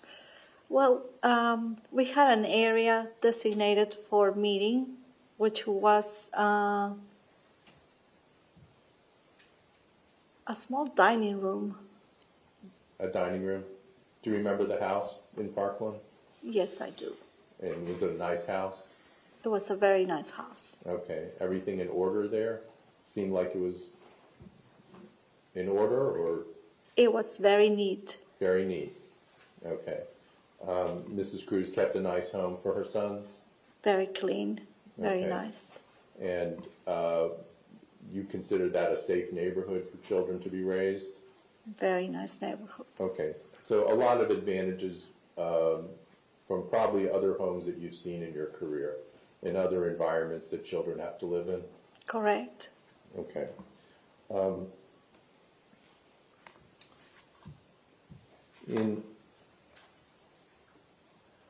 page 676, the defense went over some of these things from Coral Springs Elementary and his struggles in literacy, better in math. Did it also report that his last report card was B's and C's? Yes, correct. Okay, and at this point, no history of truancy, suspensions, and expulsions? Denied. Denied, okay.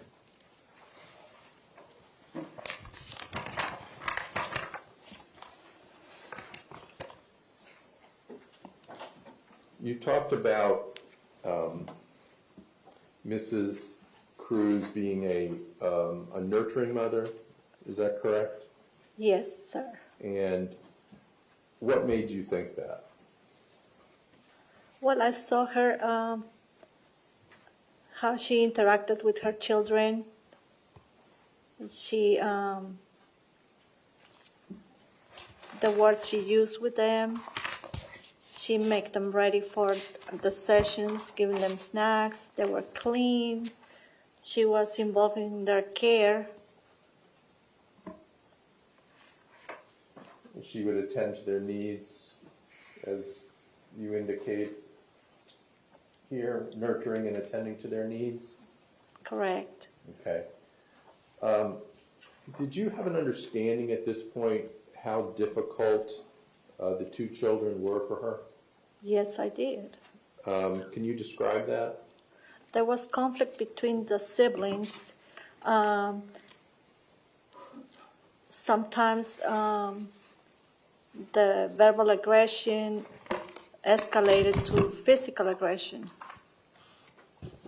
And it was difficult for the mother to enforce rules at the house. What about the children with her? They both love her or showed their love to her. However, they competed for her attention. Okay. In a negative way, they competed in a negative way, trying to get her attention. Okay. Did you, at this stage of their age now, Zachary do you recall his birth being February 21st, 2000? Do you have His that? birth? Is that right? I don't have documents for Zachary at this moment. Okay. All right. And the defendant's birth date being September 24th, 1998? Correct. Correct? Okay. So they were a year and about 5 months apart, correct? Yes. Yes? Yes. Okay.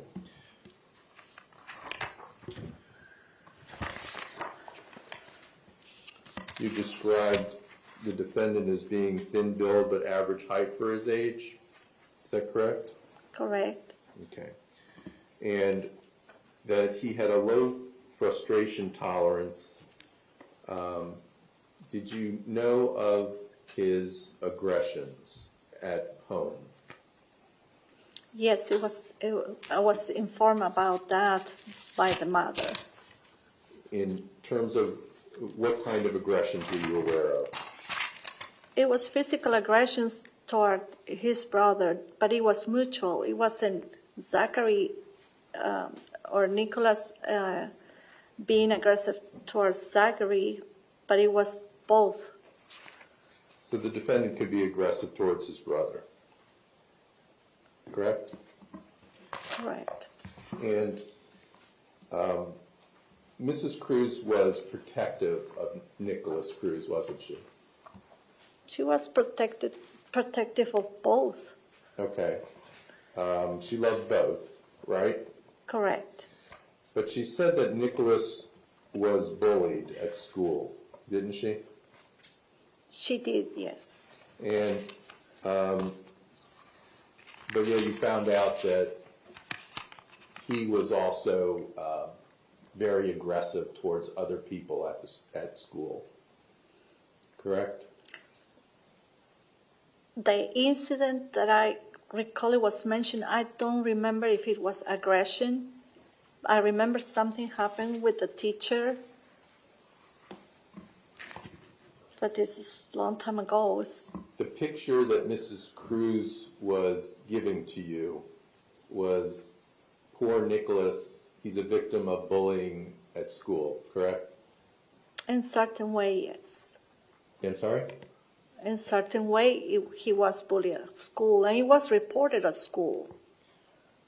It was reported that he was bullied at school. Well, where? It has to be in a school record, probably. Okay, so we would have to look at the school records if we were to find that, correct? Correct. Okay. You certainly can't know at your time what happens later on in middle school, for example, correct, or high school? Correct. Because that hadn't occurred yet, correct? Correct. But you never talked to Mr. Newnham, the counselor, about him hitting students, hitting teachers, being destructive, destroying school property. You didn't know about those things? No, because And- he was in 4th grade when I understand. was his therapist. Okay. But Mrs. Cruz wasn't telling you about those things either? No. Okay.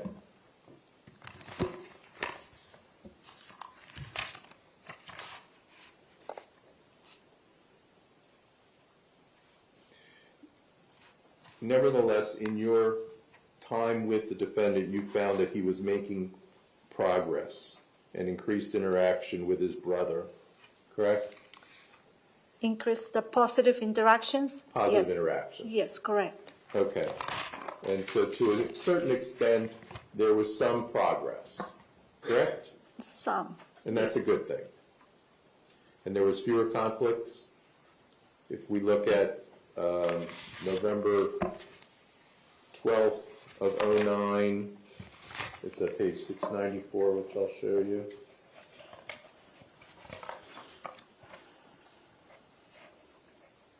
Can you see that all right? Yes. And is this where you describe that there is progress, fewer conflicts? Correct. Mother reported to therapist that patient and brother had fewer conflicts over the past week. And I'm sure Mrs. Cruz was happy with the progress, correct? Correct. And on December 3rd,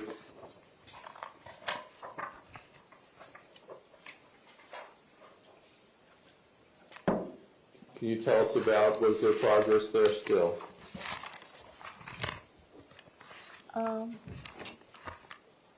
Patient reported to therapist being able to manage his fears at night and getting a better sleep at night. In reference to his brother, has he improved with his brother? Patient, mother, and brother have improved daily interaction. Patient has been able to deal with frustration and decrease verbal aggression with brother. Patient continues struggling toward his goal of mood improvement.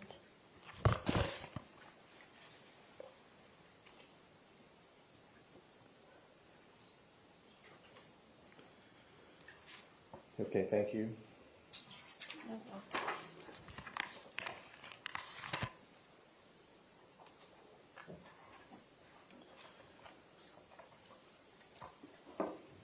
And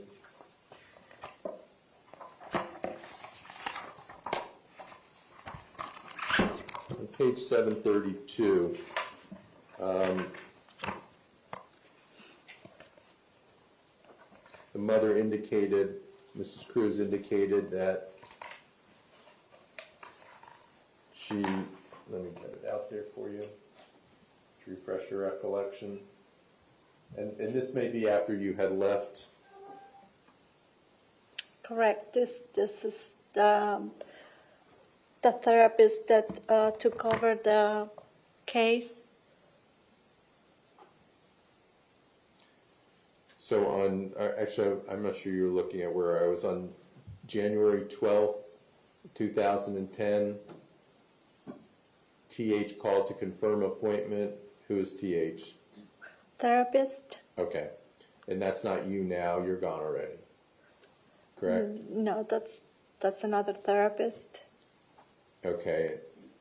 Mother stated patient has had great improvements and no longer interested in therapy, and the case was closed thereafter, correct? Correct.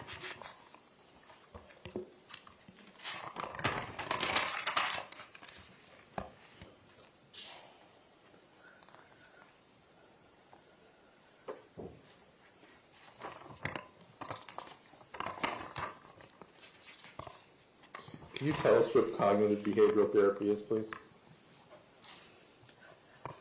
It's one of the modalities we use to treat patients to make changes and reach goals.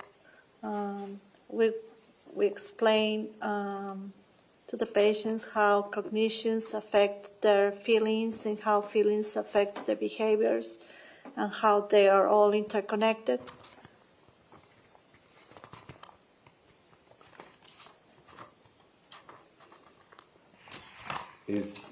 Is that an accepted mode of therapy?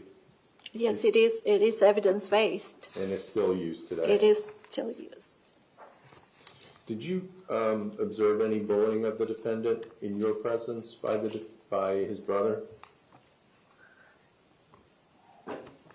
There was an incident when they both got into a fight. They were redirected by the mother and me, and we were able to resume our session. Is that the incident of aggression you were referring to earlier in your testimony? Correct. And that was Zachary's aggression? Zachary toward Nicholas. Okay. You didn't observe any aggression by the defendant in your presence, did you? No. Okay. He was able to control his behavior just fine in your presence? No, he engaged on that incident. They both. Zachary started it, and then Nick engaged? Yes. Okay. And that was the only incident? That was the only incident, yes. Okay. All right. Do you recall, I know you don't have your Zachary information with you, do you recall that in an evaluation of Zachary, he had indicated some suicidal ideation? I recall that I discussed it with my supervisor, and we requested a psych eval.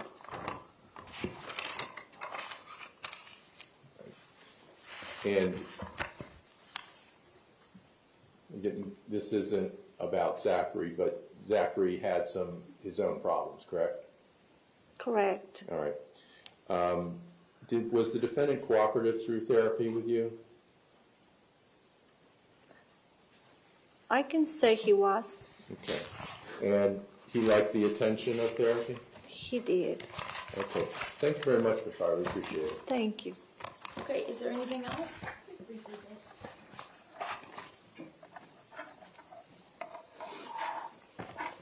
So I'll get this together for you.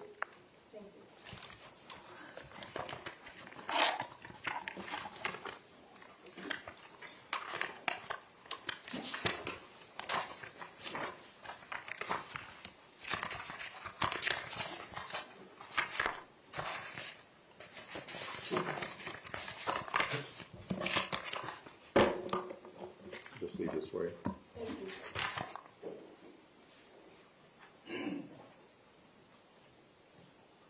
Ms. Harvey, most of the children that you meet with one-on-one, do they enjoy that attention? He did. They both did. Would most of the children that you've seen over the course of your career enjoy the attention that they get when it's just one-on-one? Yes, ma'am. Okay. Now, Mr. Marcus asked you if you drove your personal vehicle to the home when you conducted your sessions. Correct. Okay. Does Henderson have any vehicles? Not for us to use at that time, at least. Okay. We were reimbursed mileage. Okay. What is the Youth Crisis Mobile Van? Is that something affiliated with Henderson? Yes? I wasn't involved with that, okay. But I believe there's a mobile van that responds to crisis calls in brings the team, therapist, and In fact, would that have been one of the resources that you would have, and I'm looking at page 736, provided the Cruz family, as if there's a moment of crisis at the home, that Ms. Cruz could contact, yes, for crisis intervention? yes, ma'am. And you would have done that at your first session, which would have been October 6th, 2009? Yes, ma'am. Okay. And what happens when you call the crisis intervention line? Do you know? Well, I do. They will try to solve the conflict and resolve the crisis and make a plan. Okay. So could the crisis be resolved sometimes just from a phone call? I'm not sure if they do the phone call or they go to the home. Okay. So there is the Youth Emergency Service has a mobile crisis van that could respond to your home. Could respond to the caller's home. I apologize. They do have a mobile response, yes. Okay. Thank you so much. You're welcome. Okay, thank you, ma'am. You're excused. Thank you very much for your patience. Thank you. Defense, go ahead and call your next witness when you're ready. Judge, the defense has no other witnesses. Okay, ladies and gentlemen, looks like we're going to end a little bit early today. Please remember the admonition. I'm sure you all could recite it yourselves by this point, which is okay, because that would mean that you know it very well. Do not discuss the case, even with your friends and family members. Do not do any research. Do not look anything up on any mobile device. Do not post on any blogs or websites. Do not talk among each other about the case. Leave your notepads behind, and I will see you tomorrow morning at 9 a.m. Have a safe drive. Thank you.